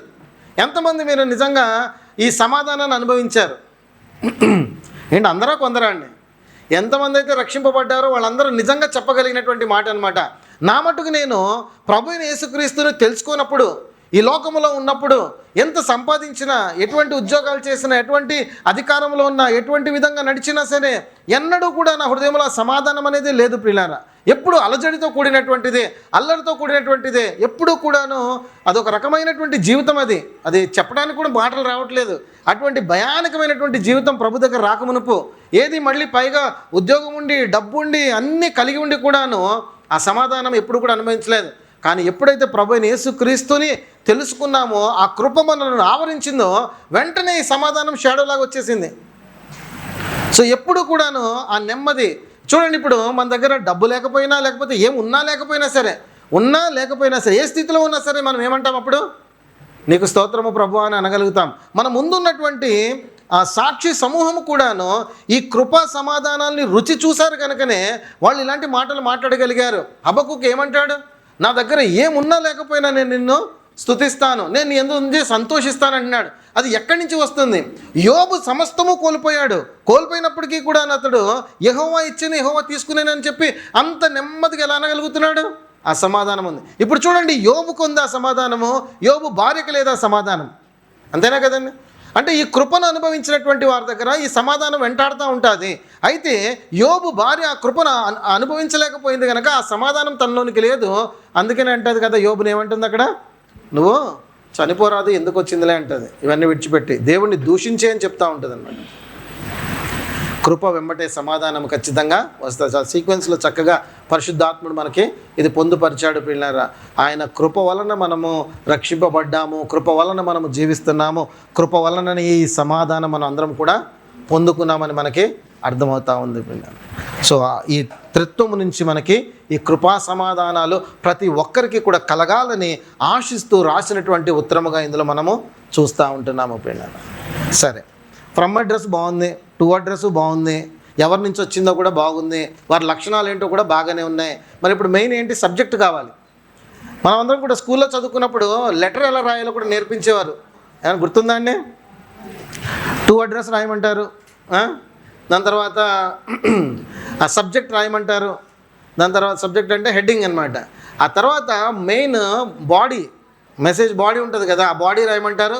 ఆ తర్వాత సెల్యుటేషన్ కింద విత్ అదే యువర్స్ ఫెయిత్ఫుల్లీ, యువర్ సిన్సియర్లీ, ఇవన్నీ. సో ఉత్తరం రాయటం నేర్పించారు. సో టు అడ్రస్ చూస్తున్నాము, అవన్నీ ఫ్రమ్ అడ్రస్లు అన్నీ బాగానే చూసాము. మరి మెయిన్ సబ్జెక్ట్ ఏంటంటారు? ఆ సబ్జెక్ట్లోనికి ఇప్పుడు మనము వెళదాం. ఫస్ట్ చూడండి ఏం రాస్తున్నారు ఇక్కడ. ఆ సబ్జెక్ట్ ఏంటంటే 6వ వచనం ఒకసారి చదవండి. మనలను ప్రేమించుచు తన రక్తం వలన మన పాపముల నుండి మనలను విడిపించిన వానికి మహిమయు ప్రభావమును యుగయుగములు కలుగునుగాక. ఆమేన్. ఆయన మనలను తన తండ్రి యొక్క దేవునికి ఒక రాజ్యముగాను యాజకులను గాను చేసెను. రైట్. ఈ వచనాన్ని మనం అర్థం చేసుకోవడానికి ప్రయత్నం చేద్దాం. ఈ 6వ వచనంలో ఒక చక్కటి అంశము ఇక్కడ రాయబడుతూ ఉంది. ఏమని రాస్తున్నాడంటే, ఇప్పుడు యోహాను తను చెప్తున్నటువంటి మాట ఏమంటాడు? మహిమయు ప్రభావమును యుగయుగములు కలుగునుగాక ఆమేన్ అంటున్నాడు. ఈ మాటను గుర్తుపెట్టుకోండి. మహిమయు ప్రభావమును ఏమంటున్నాడు ఇక్కడ? యుగయుగములు కలుగునుగాక ఆమేన్ అంటున్నాడు. అంటే ఇక్కడ నొక్కి ఒక్కడి నుంచి చెప్తున్నాడు అనమాట. మహిమ ప్రభావములు యుగయుగములు వీరికి కలగాలి, త్రిత్వానికి కలగాలి. అవును, ఆమేన్, సోబియేట్, కలుగునుగాక అని చెప్తున్నాడు. ఆమేన్ ఆమేన్ అంటున్నాడు. కలగాలి అంటాడు. సరే, మనం ఒక ప్రశ్న వేద్దాం ఈ యోహాన్ గారికి. ఎందుకు కలగాలయ్యా యుగయుగములు ఆ మహిమ ఆయనకు? మీరు చెప్తారండి ఎందుకు కలగాలో? ఎందుకు కలగాలో చెప్తారా? ఎంతమంది దేవుని మహిమపరచాలనుకుంటున్నారు? అందరూ మహిమపరచాలనుకుంటున్నారు. ఏ కారణం చేత మహిమపరచాలనుకుంటున్నారు? రక్షణను బట్టి. అవునా? అంటే మనకు ఒక కారణం ఉండాలి. ఇప్పుడు మహిమపరచాలంటే దానికి ఒక కారణం ఉంది. ఇప్పుడు అనగానే మరి రక్షణ బట్టి అన్నారు. ఇక్కడ యోహాను పత్రిక రాస్తున్నప్పుడు యుగ యుగములు మహిమ కలగాలంటున్నాడు, ప్రభావం కలగాలంటున్నాడు. అయితే ఏ కారణం చేత కలగాలో అది కూడా ఇందులోనే చెప్పాడు. 3 కారణాలు చెప్పాడండి. ఎన్ని కారణాలు? 3 కారణాలు. ఫస్ట్ కారణం ఏంటో తెలుసా? ఆయన మనలను ప్రేమించినందుకు ఆయనకు మహిమ ప్రభావములు యుగ యుగములు కలగాలి. First one. సెకండ్ వన్ ఏంటంటున్నాడంటే తన రక్తం వలన మన పాపములు కడిగినందుకు, విడిపించినందుకు ఆయనకు మహిమ కలగాలని చెప్తున్నాడు. 3వ కారణము తండ్రికి ఒక రాజ్యముగాను యాజకులుగాను చేసినందుకు కలగాలి. ఎంతమందికి అర్థమైంది ఈ పాయింట్? మరొకసారి చెప్తాం, గమనించండి. మహిమా ప్రభావములు యుగ యుగములు కలగాలి అని చెప్పాడు. అయితే దానికి రీజన్స్ చెప్తున్నాడు అనమాట. 3 రీజన్స్ చెప్తున్నాడు. ఫస్ట్ రీజన్ ఏంటంటే ఆయన మనల్ని ప్రేమించినందుకు కలగాలి అన్నాడు. రెండవది ఆయన రక్తంతో మనల్ని పవిత్రపరిచినందుకు కలగాలన్నాడు. మూడవది ఆ దేవునికి ఒక రాజ్యముగాను యాజకులుగాను చేసినందుకు ఆయనకు మహిమ ప్రభావములు యుగ యుగములు కలగాలి అని చెప్పాడు. అర్థమైందండి అందరికీ కూడాను? మీరు అర్థమైందంటేనే ముందుకెళ్తాను, లేకపోతే మళ్ళీ చెప్తాను. అర్థమైందండి? అందరికి అర్థం కావట్లేదండి? అర్థమవుతుంది కదా? వర్స్ 6లో ఏముందో? మహిమ ప్రభావాలు కలగాలంటున్నాడండి యోహాన్. అయితే ఎందుకు కలగాలో కూడా 3 రీజన్స్ ఇచ్చాడు అక్కడ. సో ఆ రీజన్ ఏంటంటే ఆమె ప్రేమించినందుకు, రక్తంతో కడిగినందుకు, అలాగే ఆయన ఒక రాజ్యము గాను యాజకులు గాను చేసినందుకు. సో ఈ 3 రీజన్స్ని ఇక్కడ మనకి వివరిస్తున్నాడు. వాటిని ఇప్పుడు మనం వివరించుకుందాం ప్రియులారా. ఫస్ట్ వన్ ఏంటంటే ఇప్పుడు అందులో ఉన్నటువంటిది మనలను ప్రేమించినందుకు అన్నాడు. ఈ రోజున మనం ఒక పాట పాడుకున్నాము. ఏం పాట పాడుకున్నామండి? నీ ప్రేమ నీ కరుణ చాలునయా నా జీవితాన అని. సో మొదటి చరణంలో మీరు చూస్తే కనుక ఆ పాటలో మనము పాడినప్పుడు ఆయన రుధిరాన్ని కార్చి మన యొక్క పాపాలను కడిగివేశాడు అని చెప్పి అందులో రాస్తూ ఉంటాడు. అవునండి? ఆయన రక్తమును కార్చి మన పాపములను క్షమించి విడిపించినటువంటి దేవుడుగా ఉన్నాడు అంటాడు. అదే కిందకి వెళ్ళిన తర్వాత అయితే కనుక 4వ చరణం చదవండి ఒకసారి. ఆ పాటలో ఏముంది అక్కడ? గురిలేని నన్ను గుర్తించావు, ఎనలేని ప్రేమను చూపించావు, విలువిచ్చినటువంటి వాడు అని మనకు అర్థమవుతుంది. విలువైనటువంటి పాత్రగా చేశాడు. నిజంగా పాట వర్ణనాతీతం అండి. ఇందులో ఉన్నటువంటి కంప్లీట్ సబ్జెక్ట్ ఆ సాంగ్లో ఉంది. ప్రేమించాడు, పవిత్రపరిచాడు, అదేవిధంగా ప్రసిద్ధి చేశాడు దేవుడు. సో ఈ 3 విషయాలు ఇందులో మనకు కనపడతాయి. సో మొదటిది ప్రేమించినటువంటి వాళ్ళు. సో ఇక్కడ మనం గమనించినప్పుడు పిల్లారా, నిజంగా ఇది ఏమంటా ఉంటుందంటే ఒక ఉత్తరం వస్తుంది. ఒకవేళ మీకు అనుకుందాం, ఒకసారి మీకు ఒక లెటర్ వచ్చిందండి. ఆ లెటర్ వచ్చి మీరు ఓపెన్ చేసి చదువుకుందామని చూసేటప్పటికి అందులో మీకు ఐ లవ్ యూ అని కనపడిందండి. మీ రియాక్షన్ ఏంటంటారు? లెటర్ వచ్చింది మీకు, ఆ లెటర్ ఓపెన్ చేశారు, ఓపెన్ చేసి చూడగానే ఐ లవ్ యూ అని ఉంది అందులో. ఏంటంటారు మీ యొక్క? అప్పుడు వెంటనే ఎక్కడి నుంచి వచ్చిందని చూస్తారు. ఎవరబ్బా నాకు రాసిందే అని. కంగారు పడకండి, ప్రభువైన యేసుక్రీస్తు రాస్తున్నారు మీకు. ఏదేదో ఊహించుకోకండి దయచేసి. ఎవరు రాస్తున్నారంటే ఆ మాట? ప్రభువైన యేసుక్రీస్తు దగ్గర నుంచి మీకు ఒక ఉత్తరం వచ్చింది. ఆ ఉత్తరం ఇప్పి చూడగానే మీకు అందులో కనపడిన అక్షరాలు ఏంటంటే నేను నిన్ను ప్రేమిస్తున్నాను అని చెప్తున్నాడండి ఆయన. నిజంగా మన హృదయంలో ఎట్లాంటి అనుభూతి కలుగుతుందండి? మామూలు ఐ లవ్ యూ అనే పదం చదవగానే అబ్బా అనిపించిందేమో. అది మరి పరలోకంలో ఉన్నటువంటి దేవుని దగ్గర నుంచి వచ్చిందంటే కదా ఇంకా గొప్ప సంతోషాన్ని కలుగుతుంది కదా.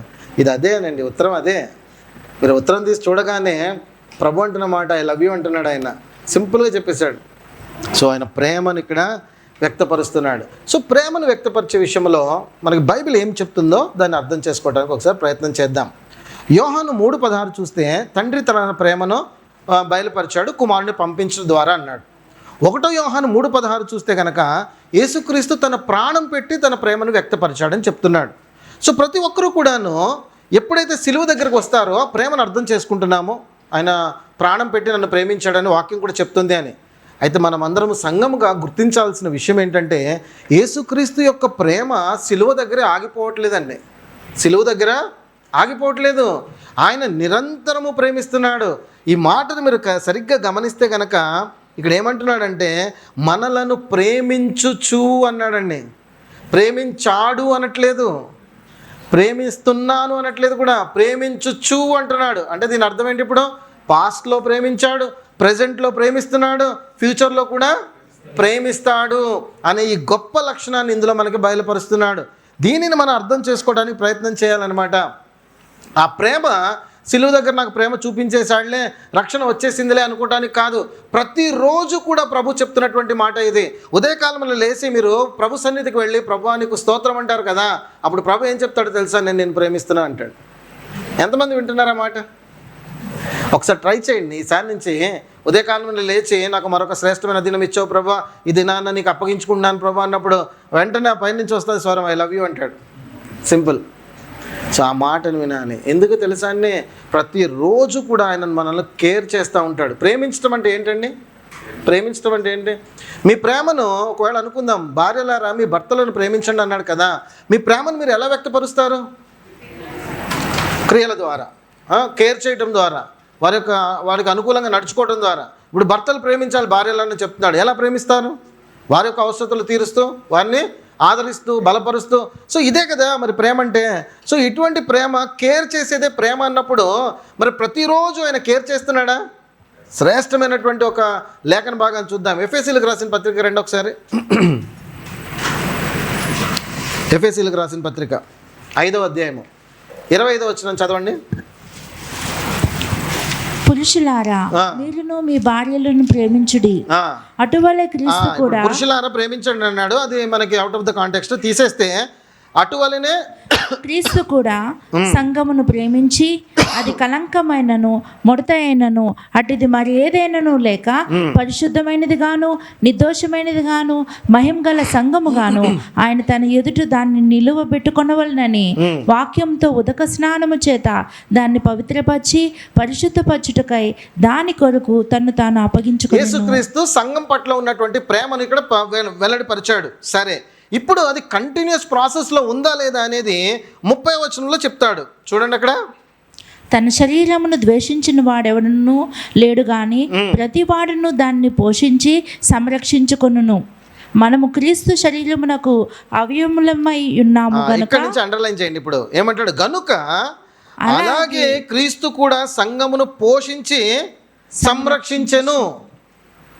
సంరక్షించుచున్నాడు. అంతేనా? క్రీస్తు కూడా సంఘమును పోషించి, చెప్పండి పిల్లలు, మీ బైబిల్ ఏముంది? సంరక్షించుచున్నాడు అంటే ఎవ్రీడే కేర్ ఏదైతే కావాలో అది నేను చేస్తున్నాను అంటున్నాడు. సో ఇంతకన్నా ప్రేమ ఏదైనా ఉందంటారో చెప్పండి. ప్రేమ అంటే ఒకసారి ఏదో ప్రాణం ఇచ్చాను, ప్రేమించేశాను, అయిపోయింది అనుకుంటాం. ఇది మనుషుల ప్రేమ ఆ విధంగా ఉంటుంది. మనుషుల ప్రేమ ఏ విధంగా ఉంటుందో తెలుసా? ఒకసారి విపరీతంగా ప్రేమించేస్తారు. ఎంతవరకు ప్రేమించేస్తారంటే, ఇదిగో నీ కోసం కావాలంటే నా ఛాతీ చీల్చేసుకుంటాను, నరాలు కోసేసుకుంటాను అని అనేక రకాలుగా. ఆ తర్వాత చూడాలి విపరీతమైన గొడవలు, కొట్లాట్లు. అరే బాబు, ఎంతగా ప్రేమించావు, చచ్చిపోయేంత ప్రేమించాను అన్నావు కదరా బాబు. ఆ ప్రేమ ఇప్పుడు ఏది అంటే ఉండదు. తాత్కాలికమైనటువంటి ప్రేమలు మనుషులకు ఉన్నటువంటివి, కాలానికి అనుగుణంగా నడిచేటటువంటివి, పరిస్థితులకు అనుగుణంగా నడిచేటటువంటివి. కానీ యేసుక్రీస్తు ప్రేమ ఎటువంటిదంటే శిలువ పైన ప్రాణం పెట్టిన ప్రేమ. ఆ ప్రేమను కొనసాగిస్తున్నటువంటిదే. ఎప్పటి వరకు? పైన ఆయనతో పాటు సింహాసనం మీద కూర్చుండేంత వరకు కూడా కొనసాగించేదే. అంత గొప్ప ప్రేమతోటి ఆ ప్రభు మనల్ని ప్రేమిస్తూ ఉన్నాడు. ఆ ప్రేమను మనం అర్థం చేసుకోవడానికి ప్రయత్నం చేయాలి. ప్రతిరోజు ప్రభు దగ్గరకు వచ్చినప్పుడు మనం ఎన్ని రకాలుగా మన అవసరతలు చెప్పుకున్నా, ఎన్ని రకాలుగా మన యొక్క బాధలు కష్టాలు చెప్పుకున్నా, ప్రతి సందర్భంలోనూ ఆదరిస్తాడు, బలపరుస్తాడు. అన్ని రకాలుగా చేసిన తర్వాత మరొక మాట అంటాడు, ఏం భయపడకు, నేను నిన్ను ప్రేమిస్తున్నాను అంటాడు. అర్థం చేసుకున్న ప్రతి ఒక్కరూ కూడాను ఆ ప్రేమ అనే మాటను ఖచ్చితంగా వింటారు. అవును నన్ను ప్రేమిస్తున్నాడు, అవును నన్ను ప్రేమిస్తున్నాడు ప్రభు అని చెప్పి మనము గుర్తించగలుగుతాము ప్రియులారా. సో యేసు నన్ను ప్రేమిస్తున్నాడు అని చెప్పి మనం గర్వంగా ప్రతిసారి కూడా నేను ప్రభుని ప్రేమిస్తున్నానని కాదు, ప్రభువే మనల్ని ప్రేమిస్తున్నాడని కూడా మనము ప్రతిరోజు చెప్పగలగాలి. అటువంటి ప్రేమ ఆయన మనకు చూపిస్తున్నాడని మనం గుర్తు చేసుకోవచ్చు. ఏ స్థితిలో ప్రేమించాడో కూడా ఒకసారి జ్ఞాపకం చేసుకోండి. 3 పదాలు వాడుతుంది బైబిల్. ఏం వాడుతుందండి? మనము చచ్చిన స్థితిలో ఉన్నప్పుడు ప్రేమించాడు, ఇంకా శత్రువులమై ఉండగా ప్రేమించాడు, పాపపు స్థితిలో ఉన్నప్పుడు ప్రేమించాడు. అదేవిధంగా ఆయన అంటున్నటువంటి మాట ఇదిగోండి చూడండి, భయంకరమైనటువంటి మనము స్థితిలో ఉండగా, ఎలా అంటే అసలు మనల్ని కనీసం మనవారే కూడా దగ్గరికి తీసుకోలేనటువంటి దుర్భర స్థితిలో ఉన్నప్పుడు కూడా ప్రభు మనల్ని ప్రేమించాడు. పాపులమై ఉండగా, శత్రువులమై ఉండగా ఆ ప్రభు మనల్ని ప్రేమించాడు ప్రియులారా. అటువంటి ప్రేమను మనము పొందుకున్న తర్వాత ఆ ప్రేమను రుచి చూసిన తర్వాత మనము ఖచ్చితంగా ఒక మాట చెప్పేవారంగా ఉండాలి. ఈ ప్రేమను రుచి చూసినటువంటి ఒక వ్యక్తి చాలా ఘాటుగా ఒక మాట రాశాడండి బైబిల్లో. ఆ మాటను చూద్దాం. అయితే ఈ మాట మనం చెప్పగలమా లేదా అనేది నేను మీ ముందు ఉంచుతున్నటువంటి ఒక ప్రశ్న. చూసే మాటని మీరు చెప్పగలరా అనేదే మీ ముందు ఉంచినటువంటి ప్రశ్న. ఒక వ్యక్తి ఏం చేశాడంటే ఆ ప్రభు ప్రేమని చాలా అపారంగా చూశాడు. తన హృదయంగా లోతుల్లోనికి తీసేసుకున్నాడు. ఆ ప్రేమ తీసుకున్న తర్వాత ఆ వ్యక్తి ఎంత యాటిట్యూడ్ చూపించాడంటే, ఆ యాటిట్యూడ్ ఏంటో, యాటిట్యూడ్ అనేది రెండు రకాలండి. ఒకటి తెగింపు తత్వాన్ని చూపించడానికి, మరొకటేమో గర్వాన్ని చూపించడానికి. ఇప్పుడు మనం మాట్లాడుకుంటున్నటువంటి యాటిట్యూడ్ ఏంటంటే అక్కడ వైఖరి, ఎటువంటి వైఖరి చూపించాడు అనేది మనం అర్థం చేసుకోవచ్చు. సో మీరందరూ కూడాను ఈ మాట అనగలుగుతారో లేదో చదివిన తర్వాత నాకు ఒకసారి చెప్పండి. రోమీలకు రాసిన పత్రిక 8వ అధ్యాయము 35వ వచనానికి రండి. క్రీస్తు ప్రేమ అందరూ తీసారండి. రోమా 8:35. క్రీస్తు ప్రేమ నుండి మనలను ఎడబాపు వాడేవాడు. ఎంత అడిగాడు చూడండి, ఆరగంటగా అడుగుతున్నాడు. ఇప్పుడు ఇక్కడ ఏమడుగుతున్నాడు? ఇప్పుడు క్రీస్తు ప్రేమ నుంచి మనలను అన్నాడు. ఇంకా సో ఆయన్ని అనుకుందాం పోనీ, అసలు ఎడబాపు వాడు ఎవడైనా ఉన్నాడా? ఈ క్రీస్తు ప్రేమ నుంచి నన్ను బయటికి లాగగలిగిన వాడు అని చెప్తున్నాడు. తర్వాత శ్రమ అయినను, బాధ అయినను, హింస అయినను, కరువైనను, వస్త్రహీనత అయినను, ఉపద్రవమైనను, ఖడ్గమైనను మనలను ఎడబాపునా? ప్రశ్న కూడా వేస్తున్నాడు. శ్రమ వస్తే వదిలేస్తామండి ప్రభుని? బాధ, హింస, కరువు, వస్త్రహీనత, ఉపద్రవము, ఖడ్గము ఇవన్నీ మేము ముందున్నాయనుకోండి, ఒక పక్క ప్రేమ ఉందనుకోండి, మీరందరూ కూడా ఆ ప్రేమకు నిలబడగలుగుతారా? అదే అడుగుతున్నాడు కదండి ఇక్కడ పౌలు. అంటున్నాడు ఇవన్నీ వచ్చినా సరే యేసుక్రీస్తు యొక్క ప్రేమ నుంచి మనలను వేరు చేయగలవా అని అడుగుతున్నాడు. సాధారణంగా ఈ లోక సంబంధమైనటువంటి ప్రేమల విషయంలో చూద్దాం. ప్రియుడు, ప్రేయసి అలాంటి ప్రేమలు కాదండి. ఒక తల్లి బిడ్డ మధ్య ఉన్నటువంటి ప్రేమలనే చూద్దాము. పోనీ ఒకరైతే తల్లి తండ్రి కలిగినటువంటి పిల్లల మధ్య కలిగిన ప్రేమనే చూద్దాం ఒకసారి. సో ఈ ప్రేమలు చాలా బాగుంటాయి, చాలా చక్కగా ఉంటాయి. తల్లిదండ్రులు బిడ్డల మధ్య ఉన్నటువంటి ప్రేమలు. ఈ ప్రేమలలోనైనా సరే ఇటువంటివి ఏమన్నా చోటు చేసుకున్నప్పుడు ఏమైపోతాయండి? అవన్నీ కూడాను విడిపోతాయి. అటువంటి అవకాశం ఉంది, అటువంటి విడిపోయే అవకాశం ఖచ్చితంగా ఉంది. కానీ క్రీస్తు చేసినటువంటి కార్యాలను తలంచుకున్నప్పుడు, ఆ హృదయంలో తెలుసుకున్నప్పుడు ఈ ప్రేమ నుంచి మనల్ని ఏది కూడా ఎడబాపలేదని మనం అర్థం చేసుకోవచ్చు. పౌలు దాన్ని అర్థం చేసుకుని అంటున్నాడు అనమాట. శ్రమ వచ్చిందా క్రీస్తుకి నాకు మధ్య? ఏమీ పర్వాలేదు, ఆ ప్రేమ అలాగే నిలుస్తుంది. బాధ వచ్చిందా, హింస వచ్చిందా, కరువు వచ్చినా, వస్త్రహీనత వచ్చినా సరే, ఉపద్రవం వచ్చినా సరే ఏది ఎడబాపలేదు అని చెప్తున్నాడు అనమాట. ఇంకా ఉన్నాయి కొంచెం లిస్ట్ రండి. ఇందును గూర్చి రాయబడినది 37వ వచనం వెళ్ళిపోండి. 37. అయినను మనలను ప్రేమించిన వాని ద్వారా యేసుక్రీస్తు ద్వారా మనము వీటన్నిటిలో అత్యధిక విజయం పొందుచున్నాము. మరణమైనను, జీవమైనను, దేవదూతలైనను, ప్రధానులైనను, ఉన్నవి అయినను, రాబోవున్నవి అయినను, అధికారులైనను, ఎత్తైనను, లోతైనను, సృష్టింపబడిన మరి ఏదైనను మన ప్రభు అయిన క్రీస్తు యేసునందలి దేవుని ప్రేమ నుండి మనలను ఎడబాప నేరవని రూఢిగా నమ్ముచున్నాను. చూడండి పిల్లరా, ఈ లిస్ట్ అంతా మన ముందుకు వచ్చినా సరే ఆ ప్రేమ నుంచి మనల్ని వేరు చేయగలిగింది ఏది కూడా లేదు. మరి ఈ మాట మీరు చెప్పగలరా అండి? పౌలు గారు చెప్పారు, అంత కరాఖండిగా చెప్పేశాడు. మరి మనం చెప్పగలమా? చెప్పగలమండి. ఎందుకు చెప్పలేము? ఆ ప్రేమను రుచి చూసాం కదా మనం అందరం కూడా. ఇన్ని రోజుల్లో నిలబడుతున్నాం కదా. మీరు అందరూ డౌట్ పడుతున్నారేంటి నిలబడలేమని? నిలబడగలము, ఖచ్చితంగా నిలబడతాము. పాజిటివ్ ఆన్సర్ రావట్లేదు మీ దగ్గర నుంచి. ఏమండి, నేను నిలబడతానని ఎంతమంది చెప్తారండి? కొన్ని లేస్తాయి, అందరూ నిలబడతా అన్నారు. మన మనసులో ఉంది ఆ ప్రేమ రుచి చూసాం కనుక ఏది వచ్చినా సరే మనం ప్రభుని ఇంకా విడిచిపెట్టే ప్రసక్తి లేనే లేదని మనము అర్థం చేసుకుంటున్నాం. అది మన ప్రభు యొక్క ప్రేమ. అలా ప్రేమించాడు కనుకనే ఆయనకు మహిమ ప్రభావములు కలగాలని కోరుకుంటున్నాం. రెండవ కారణం ఏంటండి? ఆ రెండు కారణాలు చూసి ముగించేసుకుందాం. రెండవ కారణం ఏంటి? తన రక్తం వలన పాపము నుండి విడిపించినందుకు ఆయనకు మహిమ ప్రభావములు యుగ యుగములు కలగాలని ఇక్కడ రాస్తున్నాడు. సో రెండవ కారణం ఏంటంటే ఇప్పుడు ఆయన రక్తం వలన మన పాపము నుండి విడిపించాడు అనేది. బైబిల్లో ఒక మాట మీరు ఎప్పుడు కూడా గుర్తుపెట్టేసుకోండి, ఎవరికైనా చెప్పాలంటే కూడాను. ఎందుకంటే సాధారణంగా పాపము క్షమింపబడటానికి క్రైస్తవుడైతే కనుక యేసుక్రీస్తు రక్తాన్ని ఆశ్రయిస్తాడు. అదే అన్యజనులైతే కనుక యేసుక్రీస్తు యొక్క రక్తాన్ని ఆశ్రయించరు. వారు అనేక రకాలైనటువంటి కోడెలు కానీ, మేకలను కానీ, లేకపోతే ఇతరాతర బలులను కానీ, అర్పణలు కానీ, లేకపోతే కనుక మంచి పనులు చేయటం కానీ, దాన ధర్మాలు చేయటం కానీ, ఇవన్నీ చేయటం వల్ల వారి పాపాలు పోతాయి అనుకుంటారు. బైబిల్ చాలా చక్కగా హెబ్రీయులకు రాసిన పత్రిక 10వ అధ్యాయము 4వ వచనంలో చాలా చక్కగా చెప్పేసింది ఏంటంటే, ఎడ్ల యొక్కయో మేకల యొక్కయో రక్తము పాపమును తీసివేయట అసాధ్యము అని మాట ఉంటారు. ఇంపాసిబుల్ ప్రియులారా. పాపము కడిగివేయబడాలంటే అది యేసుక్రీస్తు రక్తం ద్వారానే సాధ్యమవుతుంది, కానీ మరి ఇంకే విధముగా కూడా సాధ్యము కాదన్న సత్యాన్ని ఒకవేళ గ్రహిస్తే కనుక దాన్ని ఆశ్రయిస్తారు. మన సాక్షిని శుద్ధీకరించగలిగింది ఆ శక్తి దేనికైనా ఉందంటే అది కేవలం యేసుక్రీస్తు యొక్క రక్తానికి మాత్రమే, ఇంకెలా కూడా అవ్వదన్నమాట. సాధారణంగా ఒక మనిషి తప్పు చేశాడనుకోండి, తప్పు చేసిన తర్వాత ఆ యొక్క గిల్ట్ ఏదైతే ఉంటుందో మన హృదయంలోనే ఉండిపోతుంది. మన మనస్సాక్షి ఎప్పుడు కూడా మనం గద్దిస్తుంది, ఇదిగో ఈ తప్పు చేసావు, ఈ తప్పు చేసావని. కానీ ప్రభు రక్తం ఏం చేస్తుంది? ఆ మనస్సాక్షిని శుద్ధీకరించి ఆ గిల్ట్ ఏదైతే ఉందో అది ఏం చేస్తుంది? తీసివేస్తుంది ప్రియులారా. అదేవిధంగా తొలగించబడుతుంది, లేకపోతే ఆ పాపభారం ఎప్పుడు కూడా మనలోనే ఉంటుంది.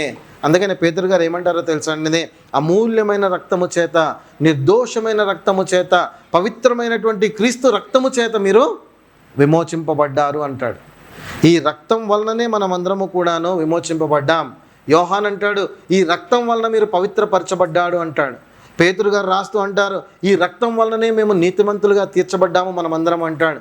ఈ రక్తం వల్లనే మనమందరము కూడా సంధి చేయబడ్డాము, సమీపస్తులమయ్యాము, మిత్రులమయ్యాము. అర్థమవుతుందండి? ఇన్ని క్వాలిటీస్ ఎక్కడి నుంచి వచ్చాయి? ఇవన్నీ కూడా ఎలా కలిగాయి మనకంటే కనుక ఆ రక్తం వల్లనే ఇవన్నీ మనకి కలిగాయని మనం అర్థం చేసుకోవచ్చు. కాబట్టి తన రక్తం వలన మన పాపముల నుండి మనల్ని విడిపించినందుకు ఆ ప్రభువుకి మహిమ ప్రభావములు యుగయుగములు కలగాలి. రెండవ కారణం చెప్పాడు. మూడో కారణం కూడా చెప్పి ముగించేసుకుందాం. ఏంటంటే ఆ కారణము, ఆయన మనలను రాజ్యముగాను యాజకులుగాను చేశాడు. ఇప్పుడు రాజ్యముగాను యాజకులను గాను చేశాడు అనే పాయింట్ని అర్థం చేసుకోవడానికి ప్రయత్నం చేద్దాము ప్రియులారా. ఇది ఏంటంటే ఆయన ప్రేమించాడు, ఎంత సత్యమో, మనల్ని పవిత్రపరిచాడు అంతే సత్యము. అంత మాత్రమే కాకుండా మనల్ని ఏం చేస్తున్నాడంటే ఇప్పుడు ఎలివేట్ చేస్తున్నాడు, మనలను హెచ్చిస్తున్నాడు, ప్రసిద్ధి చేస్తున్నాడు. ఎంతవరకు మనల్ని ప్రసిద్ధి చేస్తున్నాడని మనం చూస్తే కనుక యాజకత్వాన్ని అప్పగించే అంత, రాజ్యముగా మనము దేవునికి అప్పగింపబడే అంతగా మనలను హెచ్చిస్తున్నాడని చెప్పి మనకు అర్థమవుతుంది. రోమీలకు రాసిన పత్రికలో పౌలు చాలా క్లారిటీతో ఒక విషయం చెప్తాడు. మనమందరము కూడా దేవుని పిల్లలం అంటాడు. సో దేవుని పిల్లలం అంటే నెక్స్ట్ ఏమంటాడంటే మనము వారసులమే అని చెప్తాడు. సో వారసులమే అంటే ఏంటి ఇప్పుడు మనకు అర్థము? ఒకవేళ అనుకుందాము, ఇప్పుడు నేనే తీసుకుంటాను, నేను ఒకవేళ రాజుని, అంటే కింగ్ అనుకోండి, నేను ఒక రాజ్యానికి ఒక రాజుని. సో ఇప్పుడు నా పిల్లలు నెక్స్ట్ ఏమవుతారు? ఇప్పుడు రాజకుమారులు అవుతారు, అంతే కదండి. సో ఇప్పుడు అదే చెప్తున్నాడు, మీరు దేవుని యొక్క పిల్లలు అంటాడు, పిల్లలు అయితే మీరు వారసులు అంటాడు రోమపత్రికలో. సో ఇప్పుడు ఎక్కడి నుంచి ఎక్కడికి వెళ్ళిపోయాం మనం అందరం కూడాను? వారసత్వాన్ని పొందుకున్నటువంటి వారముగా అయిపోయాము. వాస్తవానికైతే ముందు మనం అందరం కూడాను చెత్త కుప్పలో పడినటువంటి వారము పిల్లారా. ఈ మాట చెప్పుకోవాలి. ఎవరైనా ఇది సాధ్యమవుతుందో చెప్పండి ఒకసారి. ఒక చెత్త కుండీలో దొరికినటువంటి ఒక అనాథ బిడ్డను తీసుకువెళ్ళి ఎవరైనా సరే సింహాసనం మీద కూర్చుండబెడతారంటారా? కూర్చుండబెడతారా? అది కూర్చుండబెట్టే అవకాశం లేదు. కానీ మన ప్రభువుకు ఉంది పిల్లారా అది ఆ లక్షణాన్ని. ఒక మాట చదువుదాం. 1 సమూయేలు గ్రంథం 2వ అధ్యాయము 8వ వచనంలో హన్న స్తుతిస్తూ ఈ మాట చెప్తాది. చూడండి, 1 సమూయేలు 2వ అధ్యాయము 8వ వచనం. దరిద్రులను అధికారులతో కూర్చుండబెట్టుటకును మహిమగల సింహాసనమును స్వతంత్రింపచేయుటకును వారిని మంటిలో నుండి ఎత్తువాడు ఆయనే. లేమిగల వారిని పెంట కుప్ప మీద నుండి లేవనెత్తువాడు ఆయనే. భూమి యొక్క స్తంభములు యెహోవా వశము. ఈ మాట చదువుతున్నప్పుడు నిజంగా మన యొక్క దరిద్ర స్థితిలో నుంచి దేవుడు మనల్ని ఎత్తాడు అని మనకు అర్థమవుతుందా? ఈ పెంట కుప్పల నుండి ఎత్తినటువంటి సామర్థ్యం కలిగిన వాడు ఆయన అంటున్నాడు. దరిద్రులను అధికారులతో కూర్చుండబెట్టగలిగిన వాడు, మహిమగల సింహాసనమును స్వతంత్రింపజేయుటకు మంటి నుండి ఎత్తగలిగిన వాడు ఆయన అంటున్నాడు. సో మనము కూడా మంటి వంటి వారము. ఆ స్థితిలో ఉన్నటువంటి వాళ్ళని మనల్ని ఏమంటున్నాడు ఇప్పుడు అక్కడ? వారసులు అని చెప్తున్నాడండి. సో అంతగా మనల్ని ఏం చేశాడు ఇప్పుడు ఇక్కడ? హెచ్చించాడు అనేది మనకి అర్థం చేసుకోవాలి. ఒక ఉదాహరణ, ఇది చాలా క్లియర్గా మనకి పాత నిబంధనలో కూడా రాస్తుందండి. ఒకసారి నిర్గమకాండానికి రండి. నిర్గమకాండము 19వ అధ్యాయము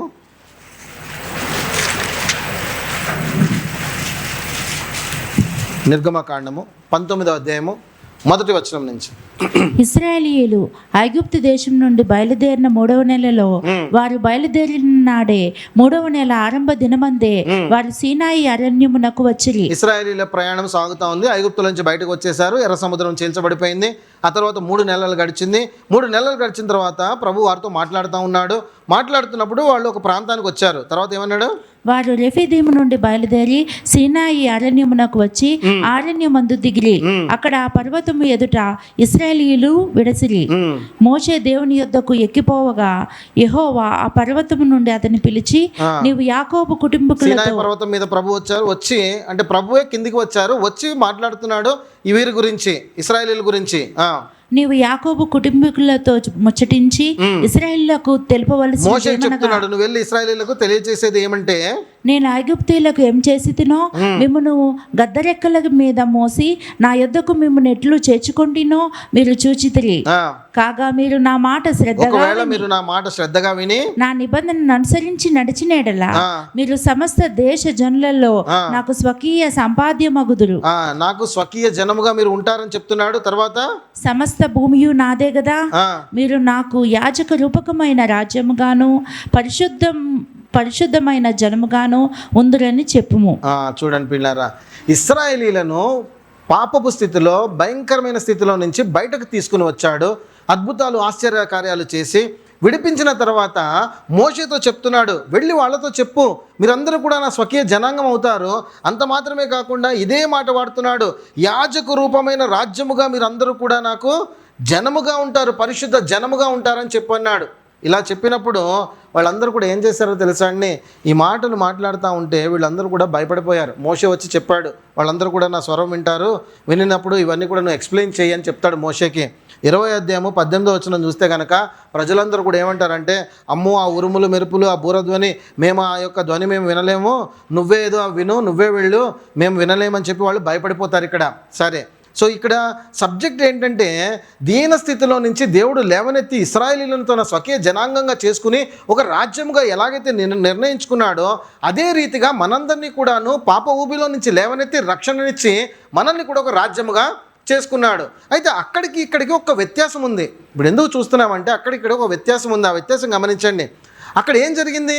సీనాయి పర్వతం మీదకి దేవుడు దిగి వచ్చి మోషేతో మాట్లాడి ఈ జనము నా స్వకీయ జనాంగం అని చెప్తున్నాడు.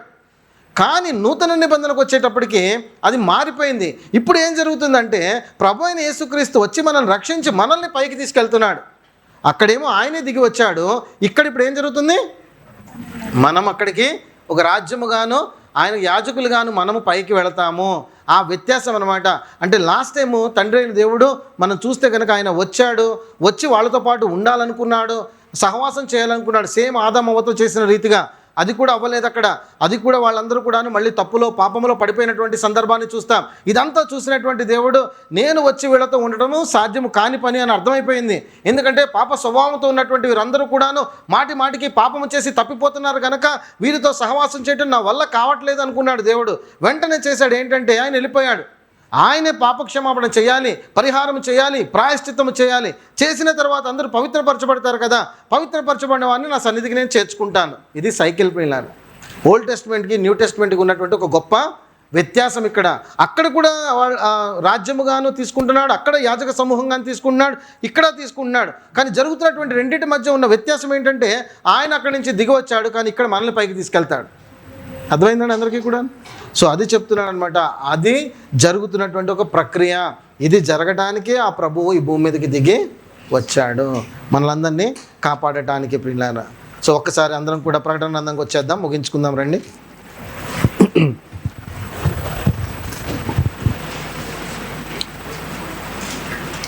యోహాను ఇది పత్రిక రాస్తూ చెప్తున్నటువంటి మాట అవుట్లైన్ అర్థం చేసుకోండి.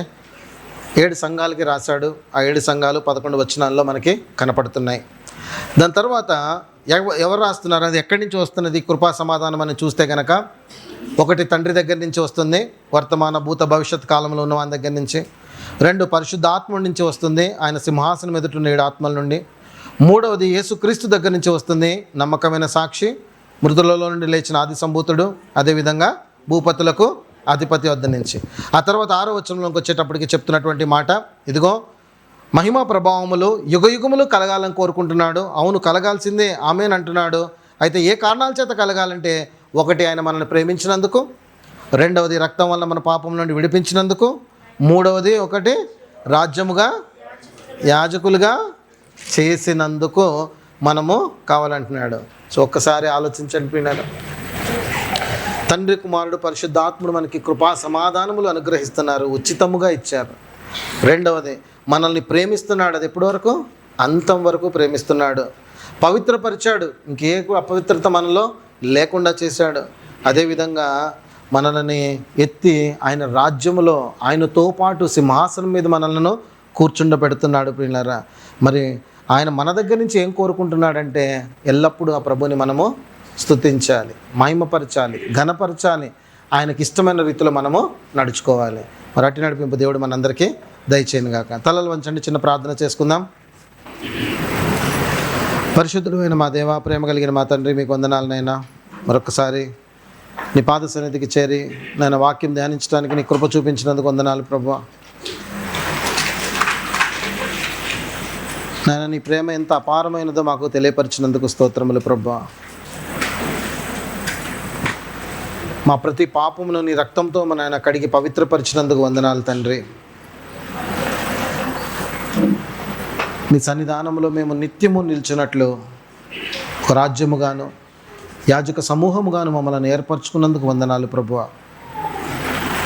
నాయన, నువ్వు మా దగ్గర నుంచి ఏదైతే ఆశిస్తున్నావో దాన్ని మేము చేయగలిగిన వారంగా ఉండే కృపను మాకు దయచేయండి. నీ గుణాతిశయములను మేము ప్రచురపరచు వారంగా ఉండటానికి మమ్మలను నీ జనముగానైనా నువ్వు ఎంచుకున్నావు తండ్రి. అట్టి యథార్థమైనటువంటి విశ్వాస యాత్రను మేము కొనసాగించలాగిన, అడుగడుగున ఎల్లప్పుడూ నీకు మహిమ తెచ్చే విధంగా మేము ప్రవర్తించలాగిన, మా ఈ విశ్వాస యాత్రను విజయంతో ముగించుకునేలాగిన మాకు సహాయం చేయమని అడుగుతూ యేసు నామమున ప్రార్థించి వేడుకొంచున్నాము తండ్రి. ఆమేన్.